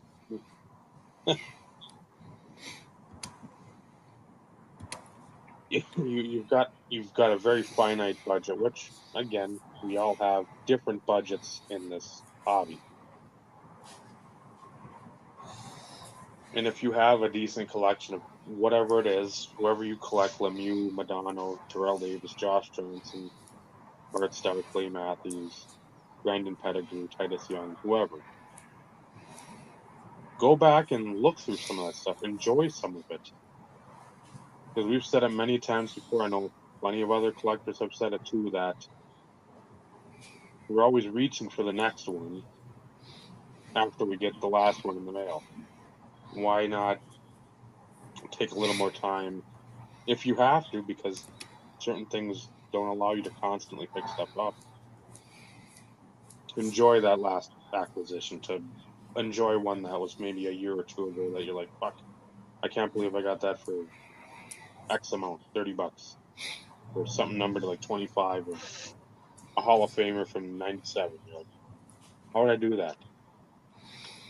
It's I know we all appreciate our collections, and we value obviously what we have, but I think too much of the time, and I'm guilty as anyone, that you're always looking for the next card. What's the next mail day going to be? What's the next one I can cross off the list? What's the next find or deal I can scrounge up? To avoid avoid that, look at what you have. Go back and just take a peek. It doesn't have to be a deep dive where you're cataloging everything unless you want it to be. You can just go back and appreciate what you already have got in. Well, and that's something that, I doing the PC showcase and stuff has really allowed me the opportunity to enjoy some of the, I won't call them deals, I won't call them steals, I won't call them, you know, overpayments, because there are certain times in which we probably pay more for something than what we wanted to, so to speak. However, it still didn't go over, what we felt was reasonable type situation, to go look at some of the stuff that I've acquired over the years. Because, as a player collector, there's a lot of times in which, and I'm only speaking for me, a lot of my focus is on my spreadsheet. Is this something that I have? Is this something that I need? Type situation. And it's not specifically looking at the actual cards that I have. So to go through and do the PC showcase has really given me more of the opportunity to, like I said, see a lot of the stuff. And some of the things in which I forgot I even had, even though it's one of those in which it may be marked on the spreadsheet, but at the same time, my spreadsheet, most of it is all filtered based on needs, not of cards that I have. So there's a lot of times in which I'll forget that I may have something. And going through and doing the PC showcase gives me the chance to see them and appreciate them. And then, of course, show them off to everybody else in hopes that they can appreciate some of them as well.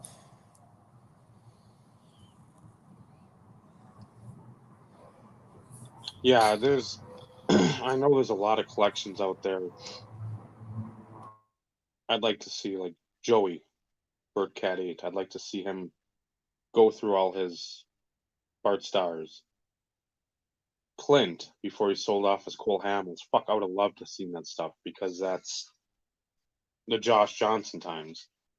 There's a lot of stuff that overlaps with Johnson that, hey, maybe he wasn't in the set, but Hamels was. How cool is that card? And get the mind thinking, oh, fuck, that would have been awesome for that. Thankfully, there wasn't because I'm sure it would cost a ton, but what could have been? And you wish people do that more. I get life and time and for some folks views and whatnot. They just don't want to.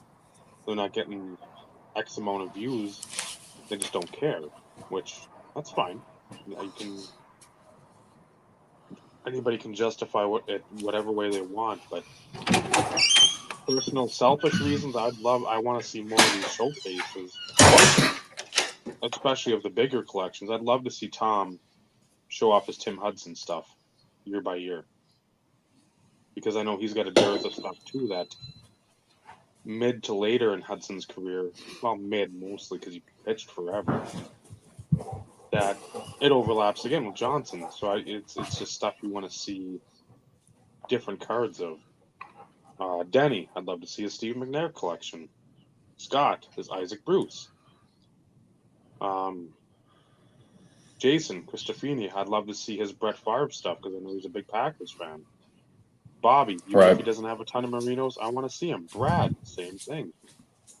So even just doing that,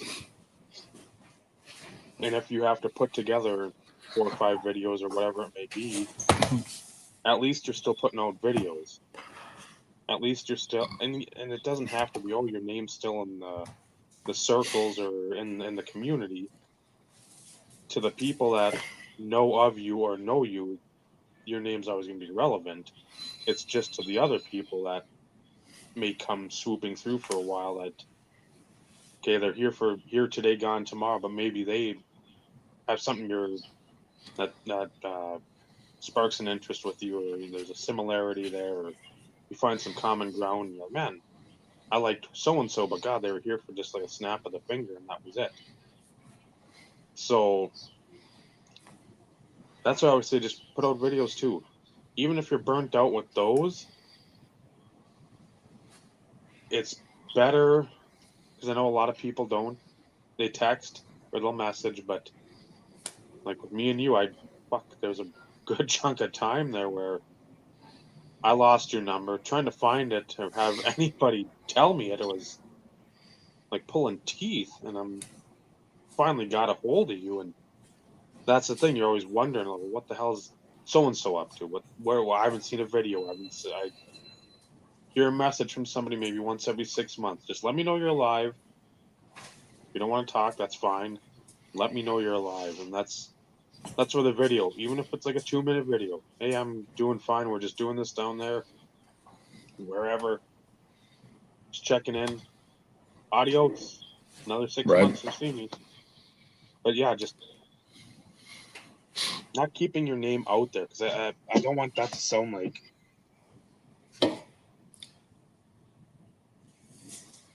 narcissistic at all. You just want to, I want them to remember me. No, just put something out, be done with it. 2 minutes of your time is not gonna break the bank. Right. There's a lot of people that they'll put a 2-minute clip on Instagram, won't do a 2-minute clip on YouTube anymore. It's sort of disheartening, but at the same time, that's, you choose a path and you go down it. So that can avoid the burnout too, where you just, if you don't want to make videos, make one every so often, just to let people know, because there are people that don't care that are true community members. Right. No, I'm right there with you. Not to change the subject, but going back on the people listing stuff for stupid money. This isn't the best example, but I just happened to get one of those, seller offered a discount type thing. Another Try and prevent the glare a little bit. Yep. sometimes I can get this to work, sometimes I can't. So this is 98. That ain't cheap. So $150, buy it now, best offer. Seller offered a discount for $140. Man, I don't know how you haven't bought it yet. Because people have lost their damn mind. But that's the stuff that I was talking about. That, you know, and look, I've said it before. I'm a cheap bastard. And I could admit that. You know, other people call it frugal. No, when it comes to certain things, I'm a cheap bastard. And I'm not expecting, you know, to find it for $5 shipped type situation, 99 cents plus shipping. That's not what I'm getting at. But for something like that, although I'll call it a staple of those years, I don't want to call it iconic. I don't think it quite meets the qualifications for iconic, but it is a staple for many years for Flair Showcase. Legacy collection, everybody knows them. Well, most people know them who collected in the 90s. They know about them. But they're not that rare to justify something of that extreme. And to me, that's extreme. It's never going to go anywhere. And if somebody's willing to pay that, more power to them. But I don't know if that's the only thing I can attribute that to is, you know, like just the current environment of the hobby. Because I go years back and I don't recall really ever seeing any situations in which somebody would post something to that extreme. I mean, that to me is like the extreme of the spectrum. And it's never going to go anywhere. 99% of the time, those situations, it's never going to go anywhere. Now, if you want to talk about it being PSA 10, BGS 9.5, different situation. Those had chipping issues. They had surface issues from a scratch perspective. Then different topic of conversation. But ungraded, I don't get it. But it's happening more and more frequent. And as a player collector, you see them more frequently because you're doing multiple searches and everything else. So you have a tendency to see those situations a lot more. You pay more attention to them. And the part of me almost wants to sit there and message these people and be like, where's your mind at? Or they'll list something as a short print for something that isn't a short print, and you almost want to flag the listing because there are individuals that are taking advantage of certain buzzwords in the card world to try and potentially take advantage of less knowledgeable individuals. And, you know, this is why we always talk about, we try and educate and bring knowledge to individuals so that people can make educated decisions on certain things because of the appreciation of the hobby.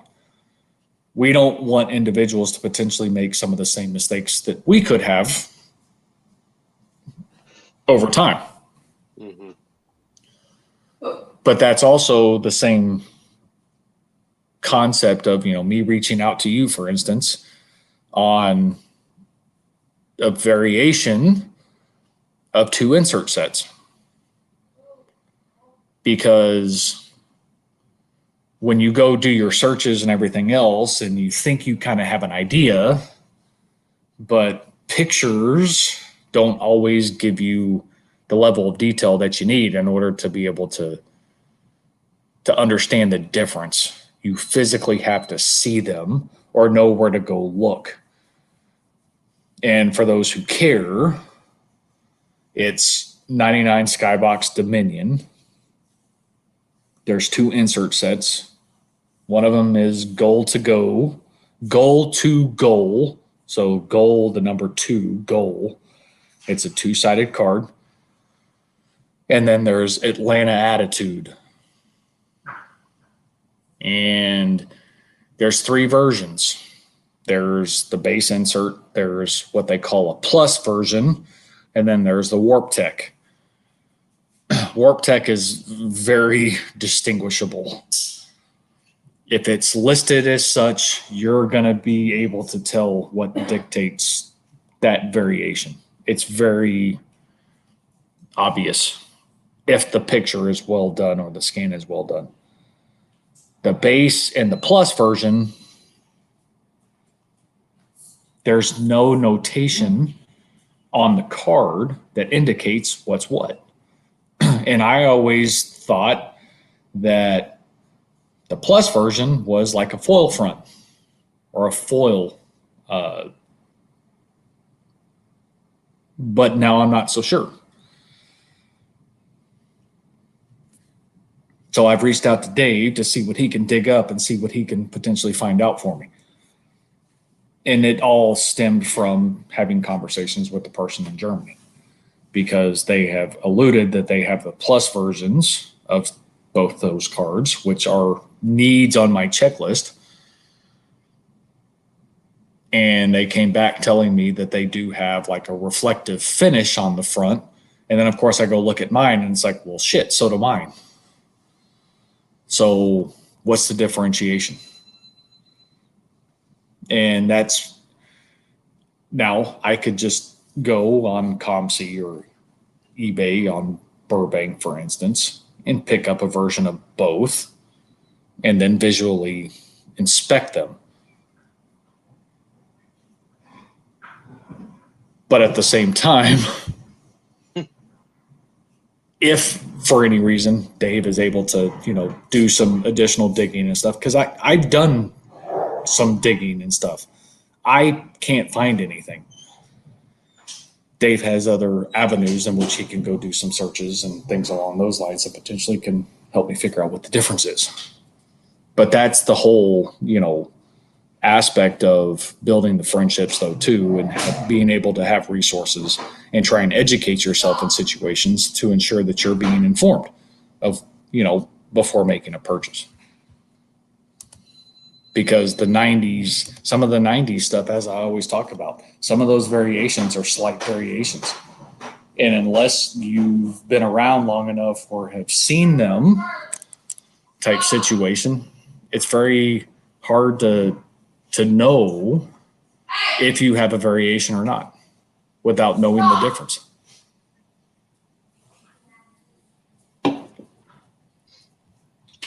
Well, it's just like the PMG Emeralds.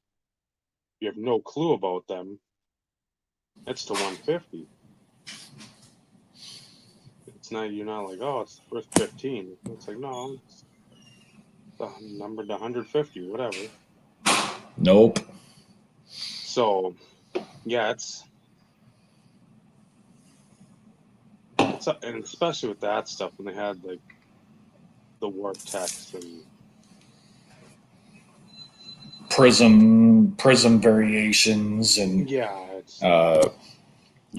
spectral illusion elites and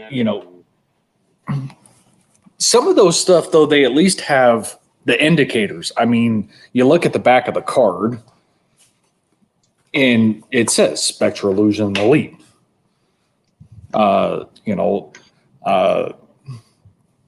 Leather accents, people can say that, they have the playoff contenders 96 accent, Mhm. when in fact they don't, because the accent variation says accent on the back.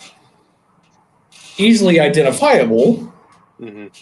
but if you don't know that, people can misrepresent something.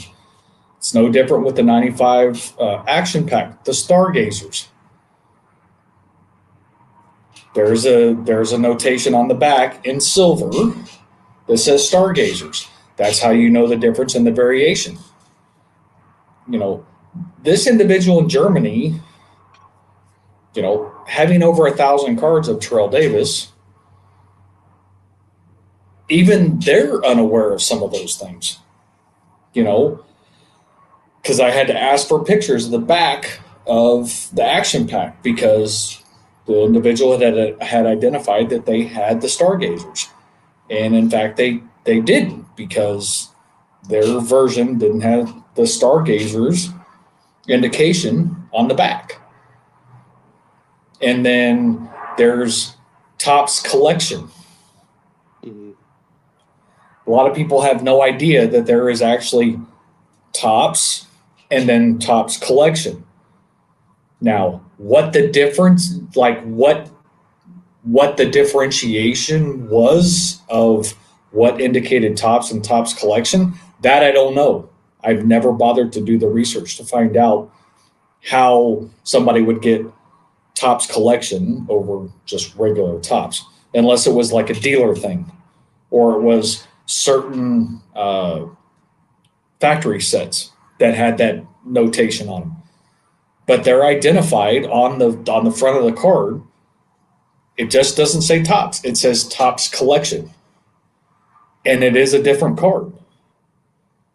Individuals said that they had both of them. Well, I'm educating somebody who I'm trying to make a purchase from of things in which they thought that they may have based on my want checklist, when in fact, no, they didn't, because of the lack of the indicator that would demonstrate that it is in fact this or that.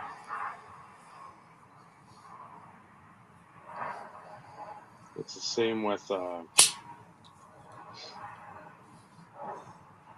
what is it, 98 Topps baseball.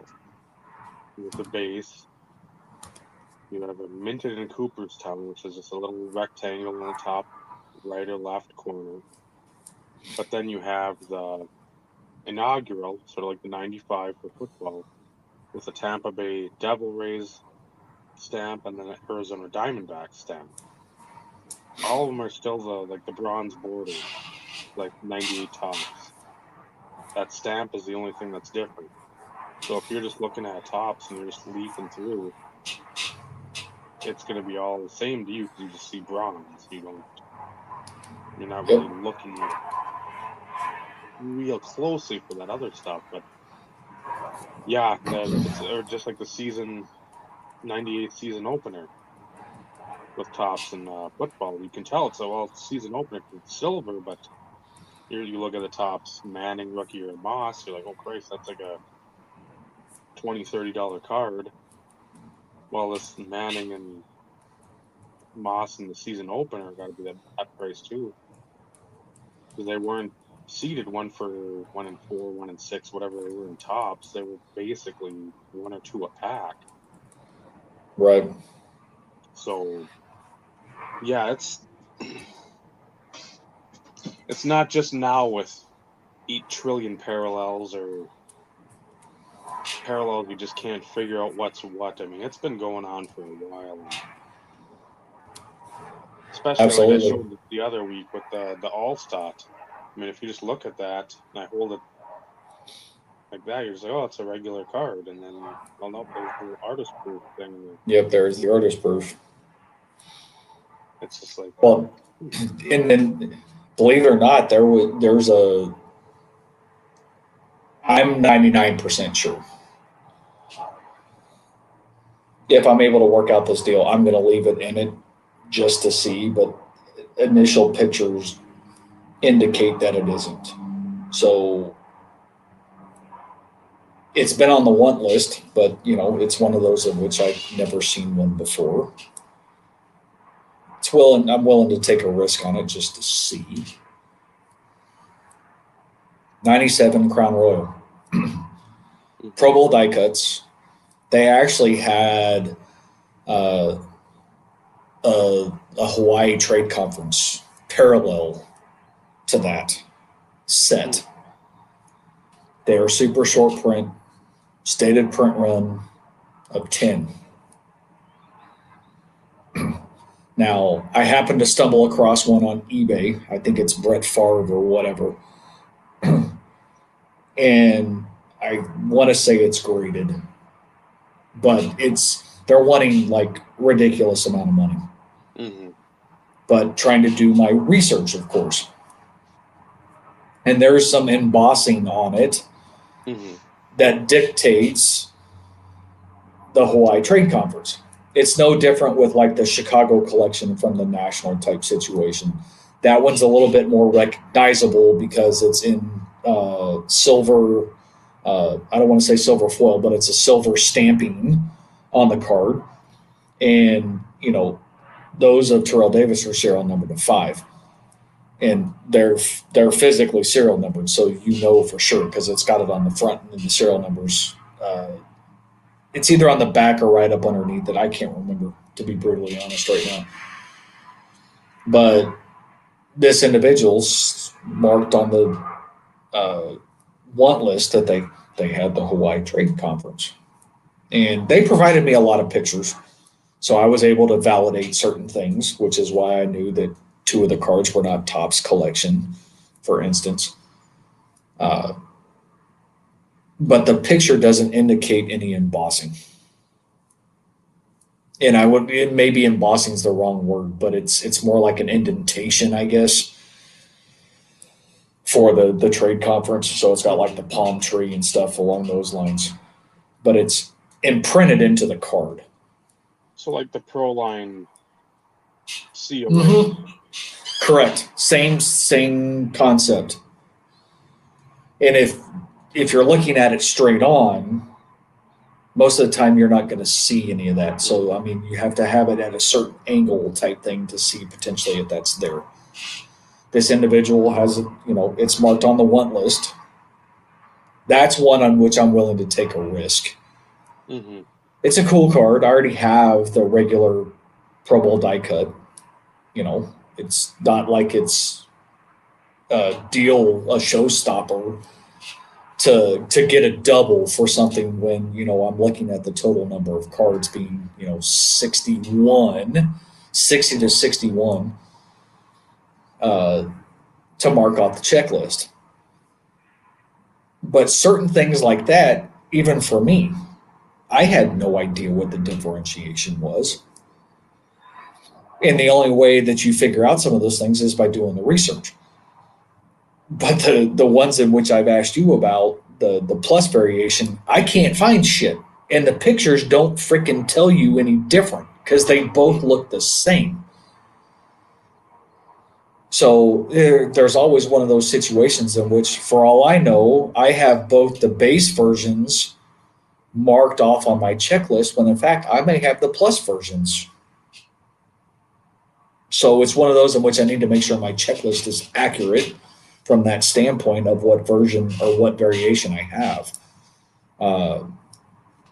So that's why the love for the 90s is always there. But at the same time, it sometimes is very frustrating because, usually it's me going to Dave. Dave usually doesn't come to me. But then there's times in which, because I do have a lot of variations when it comes to the Terrell Davis stuff. So there's certain things in which I can physically go and look at and potentially let him know, hey, what you're thinking it is yes, that's accurate because of this, and this, or, try and get more information, try and get a better scan type situation. As we've always said, we don't know everything. That would be impossible. But between the two of us, we know quite a bit. And if not, we have examples of some of those unusual or different variations that not everybody is aware of. So leveraging, friendships, relationships to increase your knowledge, allowing us the opportunity to continue to educate and inform, to make sure that, like I always say, you don't make a bad purchase, because there's nothing worse than thinking that you're making a purchase based on a listing and your understanding of a variation or a parallel, when in fact the individual who's selling it could have listed it wrong or think they have something that they don't. And it's usually those individuals that think they have something because there's a little bit more of an increase in value or sell price, without realizing that that's not actually what they have.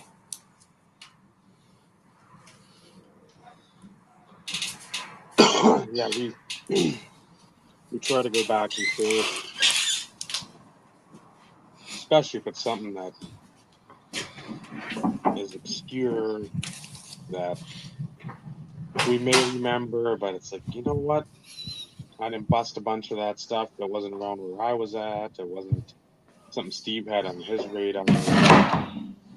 So it's always better to ask what you may think is a dumb question than buy something, spend X amount of dollars, and feel really stupid when it's not what you hoped or expected to get. Now, my question to you, would you consider that part of the checklist or a bonus? Because for me, if I can pick those cards up, so I think I've got a couple Collins, a couple of McCowns. I know there's a couple actual, like, what is it, the Kit Young Hawaii Conference or whatever it was called. They've got like a set, like specific sets. I know, I think in the early to mid 2000s.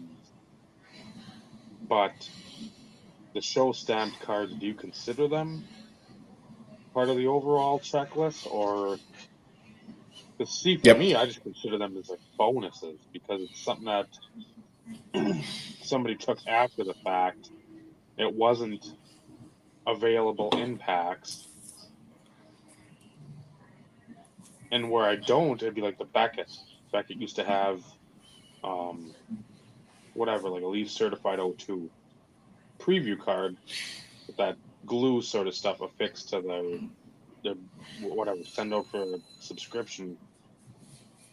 I consider that more of a something to get for the checklist than the show cards or the whatever the one, because I know like the Chicago Sun Times or whatever it was has stuff to 5 and Kit Young to 10. I'd like them for the collection, but at the same time, for me personally, I wouldn't consider them part of the overall checklist. If it's considered or part of what Beckett has notated within their checklist, then it is part of the checklist for me. I do have one, and I don't remember, I want to say it's a 2001 Topps card, and it's a 1 of 1, and it's from a specific show or whatever. That I don't consider part of the checklist because Beckett doesn't identify it as part of the checklist.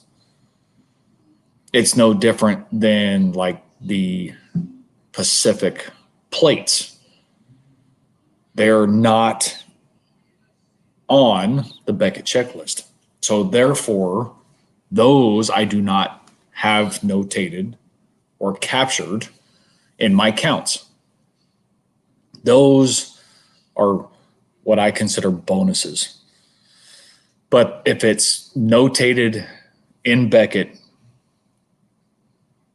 then that is definitely part of my checklist. Now, is it something in which I actively seek? No.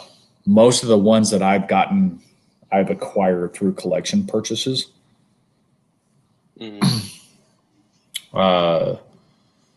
So from that perspective, if Beckett considers it a part of their checklist, then it's always going to be a part of mine, because that, unless another entity or another organization or something comes out with something different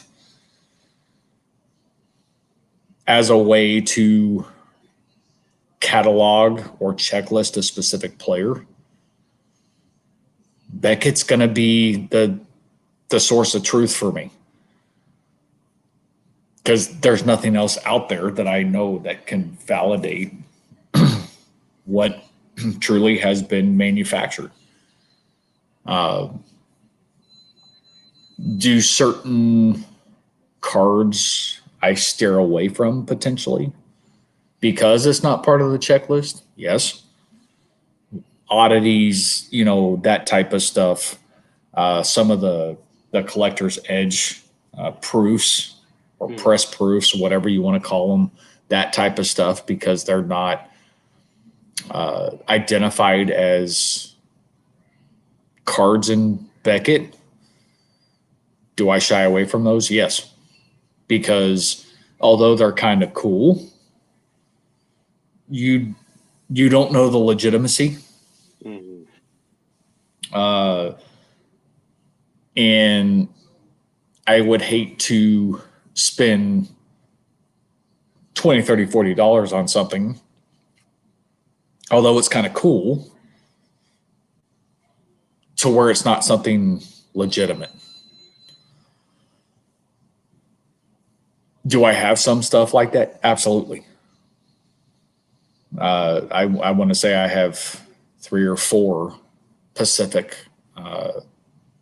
printing plates. Some of them fronts, some of them backs. We had this conversation. I don't remember what episode in which, Pacific did fronts and backs from a plate perspective. But it's one of those in which they weren't pack pulled, so to speak. Some of the trade conference stuff, like the Chicago collection, numbered to 5, that type of stuff, I don't want to say that they were pack pulled per se, but somehow, shape, form, or fashion, if you look at, let's say, the National in recent years, they've had like the silver packs and the gold packs and stuff like that. So they are pack pulled then, if that is in fact the case for the years in which they did the Chicago collection. Look at the black box. Black box, all those parallels, they're pack pulled. And, if that's what Beckett dictates, those cards being part of the checklist, then how could you not say that they're not part of the checklist? But on the flip side, they have like the 93 Georgia Police, Terrell Davis. Some of those, I don't know what you want to call them. I don't want to call them pre-rookie cards or commemorative sets or, we'll call them oddballs. Baseball, they call them minor league. I guess you could call it a minor league card. It would be no different than, Emmitt Smith's Florida Gator card and stuff like that. Was that issued in packs through the Georgia Police Department? Or were they just printed a bunch of cards and police officers had them and they gave them to kids or whatever? But so it's like, what's the common denominator in that situation? What dictates what gets put in the checklist and what doesn't? I mean, Beckett lists stuff like this in the checklist. Or better yet, the bigger version. You know, those are here because those are part of the 98 PC showcase because it's part of the checklist. Or, you know, go into 2000, the Aurora Cubes. This is part of the checklist. So it's like, what's the common denominator that ultimately dictates what gets considered to be a checklisted item for Beckett? You know, starting lineups, the cards are in there. Sports Illustrated for kids, stuff like that. Some just off the wall stuff ends up on there. And you're like, you've seen in some of the other ones, the Pro Magnets, the Flick Ball, you know, just some of the Red Zone updates. You know, that's a card game, a collectible card game, same scenario. And, you know, Carlos has been showing off a lot of those oddities and stuff along those lines in a lot of his videos. So, I mean, he gets it. It's part of the checklist, which means if it's part of the checklist, then typically he's going to go for it. And it's a mark off the checklist.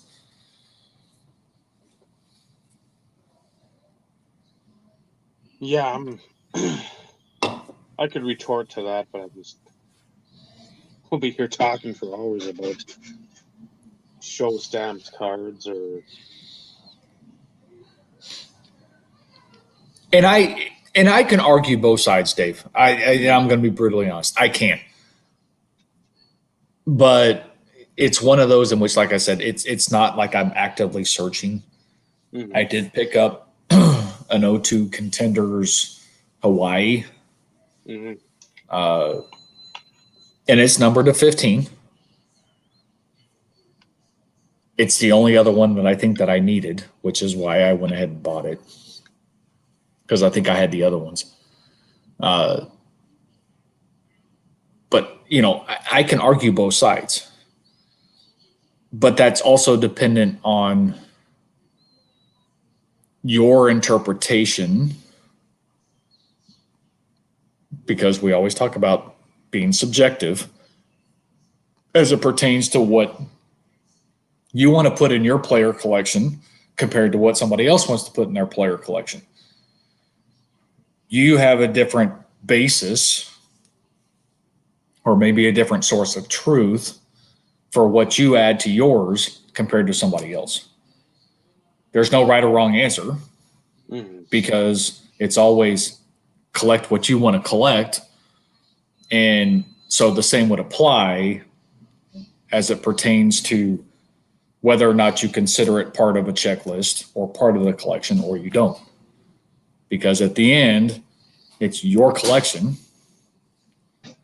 Doesn't matter what I say or what you say because it's yours. And that's really what it boils down to. And I could see a lot of people arguing against that being part of a player checklist because the normal understanding or expectation is something pack pulled, which I get. And it's no different than, you know, the topic of the conversation of, you know, well, what's a rookie card? You know, what really dictates what a rookie card is? Well, baseball's definition is technically different than football's definition. Some of the same underlying requirements fall into play, but on the football front, how many rookies, at least in the early 90s, did you see in update sets? Or supplemental sets? You know, prime example, you know, Emmitt Smith's two most expensive rookie cards, Fleer Update, Score Supplemental. So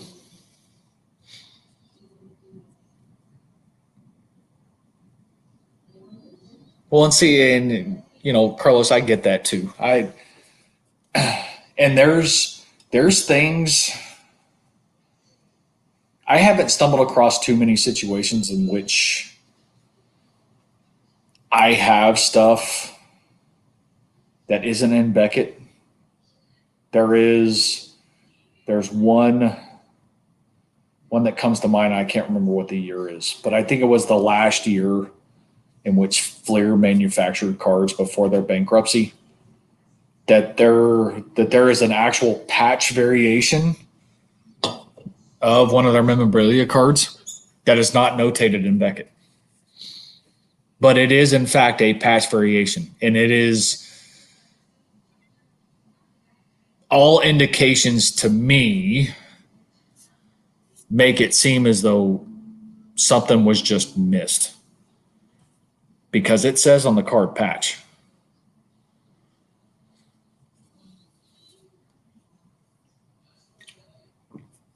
Now, I haven't done my research to see if there's other cards out there, but it's one of those in which there is no notation in Beckett that I'm aware of that notates patch variation. And for a lot of the Fleer stuff, there typically was that variation in that notation in Beckett's listing between like a jersey and the patch version, because they're clearly different. Yeah.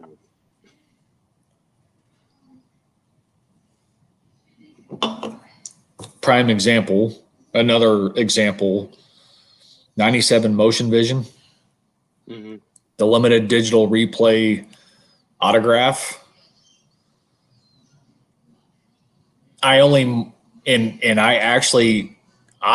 This is me personally, from an autograph number perspective, I consider this two unique cards.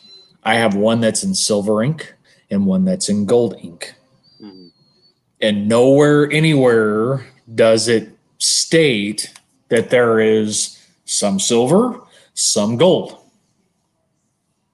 But I happened to come across the gold variation, and this has been years ago, the gold variation, and it was almost nothing. I'm like, well, this is different. Why not pick it up? 97 Excalibur helmets, the helmet autographs. Mm-hmm. I have one that actually has the helmet piece. You can see it in there, plain as day. The other one, it's empty. And it's not numbered. Different variation. Don't know what happened. Don't know if it came from a pack or not. But something different. That one I wouldn't expect to be notated anywhere in Beckett, because that could have been a promotional thing, a proof thing, because you never knew what Collector's Edge was doing anyways, because they were always beating to the tune of a different drummer. Their idea of inserts and parallels was a little bit, I don't want to say unorthodox, but a little bit more excessive. Not to mention, when you have some insert sets, you have one card and then you have a 50-point parallel, and the only difference is the fucking thickness of the card. I mean, seriously? You're thinking 50-point okay, so maybe I should be seeing 50-point or something on it. No, it's the thickness of the freaking card. Seriously?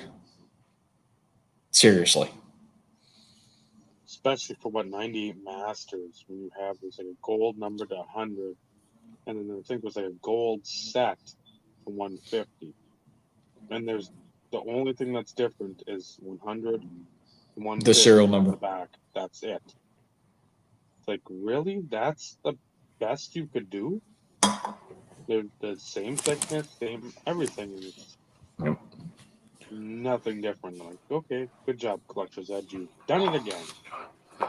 Well, that's one thing that agitated me when I was actually really cataloging the collection and going through the checklists and marking things off and stuff along those lines, and stumble across the 50-point variation, and you have all these collector's edge cards in a stack, and you're sorting through them and going, okay, well, I have like 5 and 6 of this card, and then you're like 50-point variation. So you're like looking at the front, you're looking at multiple copies, you're looking at the front, you're looking at the back, and all of a sudden you flip them over on the side and you're going, seriously? That's what you use to differentiate between the regular insert and the 50-point variation? But on the flip side, it's no different than, Score doing regular base Score and then Score glossy. Mm-hmm. You know how hard it is to show a glossy in a scan or a picture? You almost have to take somebody's word for it. Yeah, because it's not something that's going to easily pop and Makes you wonder it makes you wonder sometimes, what were the card manufacturers thinking in those situations? Because, you got one glossy per pack, I believe, at least for a multitude of years. It was usually always in the same spot. mm-hmm. And from the feel, it's very recognizable when you're thumbing through a pack. But if you were like, somebody came to you and said, hey, I want to sell this collection. If they had stuff separated, so to speak, and you had your glossies on one side and your rookies, for instance, you're probably not going to buy base Score. You're going to be wanting rookies. Not to mention this is hypothetical. And if you're not thinking, and the fact that they're on two separate sides of the box, you could potentially not realize that you have glossy variations and think they're just regular base. It just, I know that's a bad example, but there's always that possibility that unless you're familiar with some of those situations, you're going to potentially overlook something. And It's like the tops glossy or whatever they used to be in the late 80s. Tiffany. Yeah, Tiffany. Topps Tiffany. Again, you can look at them and say, I guess they're the same. Unless you looked at the back. Yeah, color variation. And keep me honest, it was like color variations on the back that would indicate whether or not something was a Tiffany or not. It was for like the 89, I'm thinking, it was like the darker maroon red and the black was like the back. It looked almost like a Topps traded. Lighter, much lighter. So it was almost like I don't even know if a fuchsia type or a rose color, a light rose, and then the black. But you could look and then be like, ooh, there's a difference there. But again, a lot of people, if it's 89 Topps, they whatever. But if you collect like Dave Magadan or whoever, maybe Greg Jeffries, you want to get Tiffany because it's a little more limited. Because I think that was 5,000 sets or something like that were made, or somewhere in that neck of the woods. Yeah, I don't remember the counts, but definitely limited. Again, especially compared to the times. Topps was pretty much running a printer and cutting up cards and sending them down the river. Because you could find them anywhere. But yeah, you don't know what you're looking for. A, it makes it a lot harder to find, and B, you're probably going to gloss over something just because, again, you you're looking for something different, but because again, there isn't a multitude of, you go to the show, you see that example, that copy, you go thumb through a box, see that copy, go to the the card shop, same thing there. You don't. This stuff isn't your run of the mill stuff that every collector or every collection has. Right. Most people have that stuff just tucked away in their player or team collector that's stuck somewhere, or you go to the show and you're out of the hobby. It's sitting in a box somewhere, thrown away because whatever. So Random question. 91 Tops Desert Storm. Were those actually pack inserted? I don't think so. I think that was all stuff that they gave to the troops over there. I want to say Because that there's been a few times in which I've seen listings like on eBay for 91 Tops packs that supposedly guarantee them being like Desert Storm packs. But when you look at from an advertisement perspective, like on the box itself, if something like that to me would be included as an option or an insert or parallel, something would be notated. mhm. And somebody and that was the thing. But how could individuals claim that they're in fact Desert Storm? What indicators? To me, there always has to be indicators. And I know that and whether or not it's accurate or not, speculation. 89 Fleer in the Billy Ripken fuckface card, they were in the early printings. Mhm. But that's before they started doing holograms and everything on the boxes that would dictate, certain print runs and things along those lines. To me, serial numbers, unless you have inside information, how are you going to know if said serial number falls into the category of when that possibly was a thing? And I don't know if it's, like I said, these individuals having that inside information or knowing somebody, or if they're just blowing smoke up people's ass. Mhm. But there's certain parts of me that almost want to take a risk on something like a Desert Storm type situation, even if it's $10-15. But if they're guaranteeing, because even $10 or $15, I mean, most of the Desert Storm cards sell for that, just of a no-name guy. I mean, your bigger name guys, of course, are going to hold a higher value, but some of the no-name guys even sell for a decent amount of money. It's one of those in which, is it false advertising? Is there a way in which these people know for sure what the identifier is? Just posing the questions, Mhm. because those are oddities in my mind.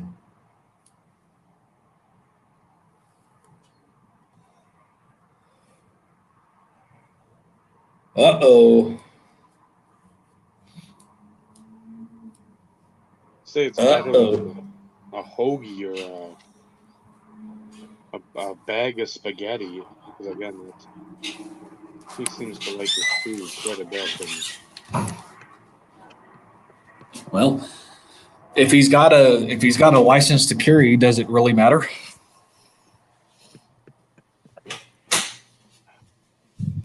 it depends where he's at. I don't know. Well, I that's don't know what Canada has for laws. I don't think they're up there. Dominican, if he's down there, that just seems to be like pretty much do whatever you want.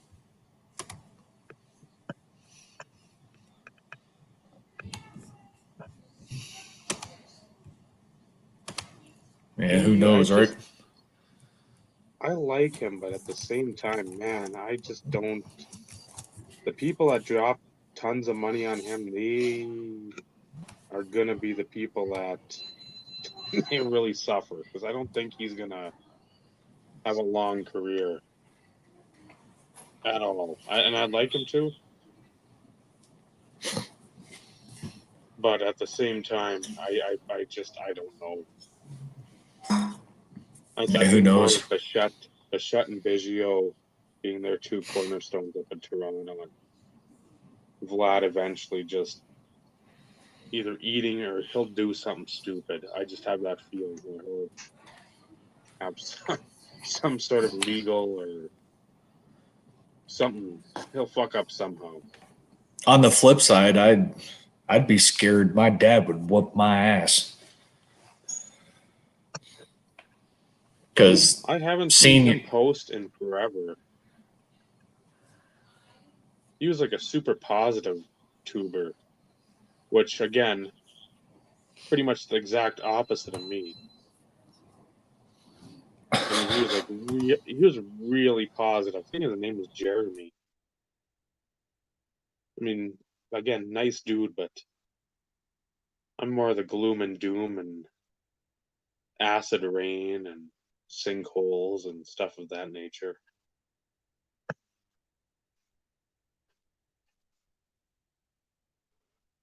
Why do you ask, Mr. Bob Lewis?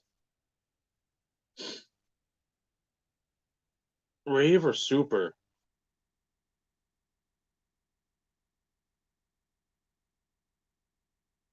I can tell, but I can't tell which. That's a decent one.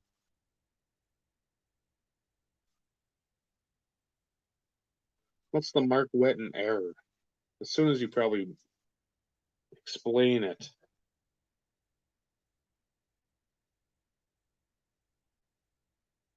it'll jog, it'll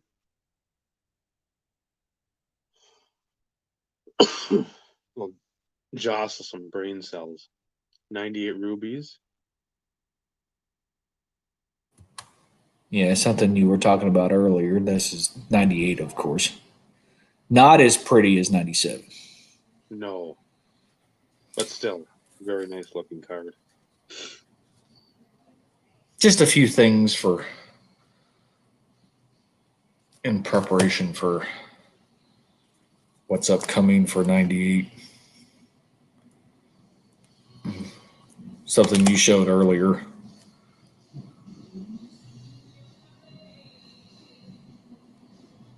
I love those. And there's another one that's a die cut too. That I know. I think Bledsoe had or Martin had that. Are super So tough to find. we were talking about these earlier. So this is one that I actually have marked on the checklist as a 101. Mm-hmm. However, and that, like I said, this is going based off of what the individual said. It was a replacement, but there is no serial number. Mm. But they had said that this came as a replacement. So it's one of those in which I have it marked as one, but I don't technically count it, so to speak.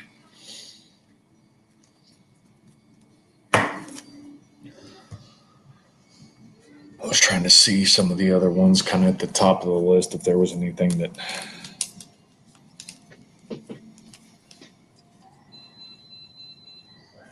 Your favorite set. Love But that's 90. Crown Royal. Or love That's Grand Reserves. that's 98.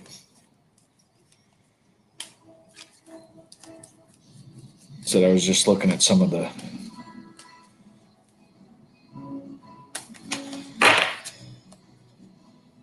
You'll see some of these when I of course, as I freaking fuck it up. I just freaking dropped the damn stack.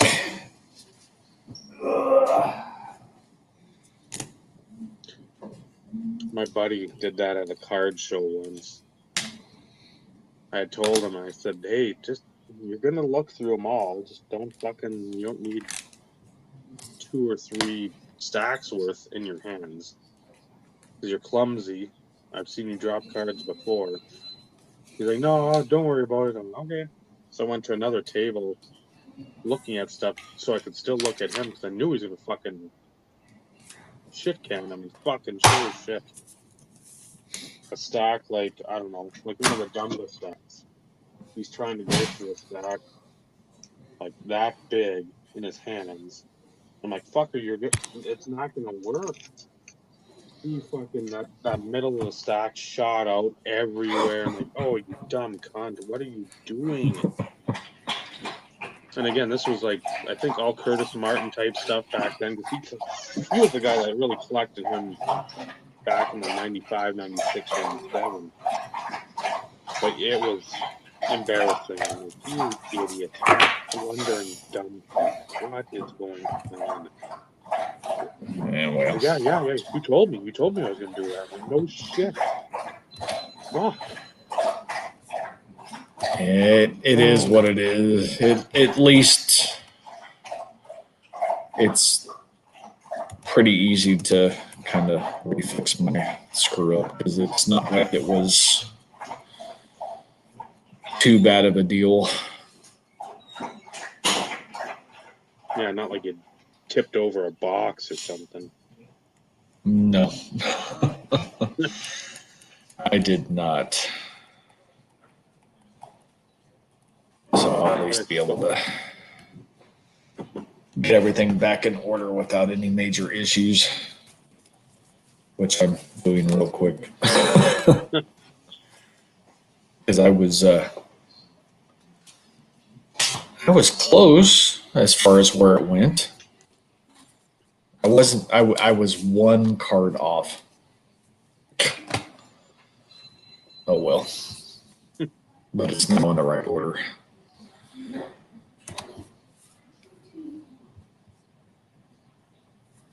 Well, we went 3 1/4. I think we finally covered some of the burnout, much to We did. Carlos's delight. We did. Didn't talk too much about what was going on tonight. I'm nervous to even turn on anything else that's not sports related. And see what the people of America are deciding. Yep. And deciding if the Cayman Islands looks better than Ely, Minnesota. We'll have to wait and see. We will wrap it up for the night. We thank everyone for jumping in. A lot of good chatter. Again, sort of slow starting, but we figured that was going to happen.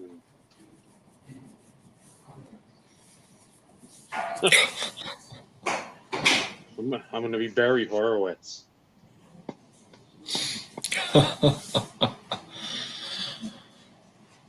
That we'll figure out something for next week. I haven't run out of topics, but of the stuff I wrote down and on Lake Superior, that's I think the last one besides the one that you were, I won't say adamant about not doing, but you want to talk about a swirling of negativity. That's going to be. Yeah, let's try and avoid the negativity. We touch on that topic from time to time in certain situations. So I think we can always have that one as a consistent running type topic as it's needed. So. Later, Bob. Have a good one, Bob. Later, Carlos. Take it easy. And thanks for stopping by and interacting. It's always a plus because we can talk, but fuck, we both admit we're boring as sin. So you guys start chiming in. It always helps. Absolutely. Keep us going. Night, Vinny. Have a good one, Vinny. Until next week. He's Steve. And the Insert Revolution podcast. And can't even remember my tagline. I'm so white.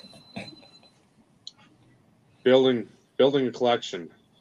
Awesome. Building the friendships within this hobby. That's what it should be about. Good night, everyone. Good night, fellas.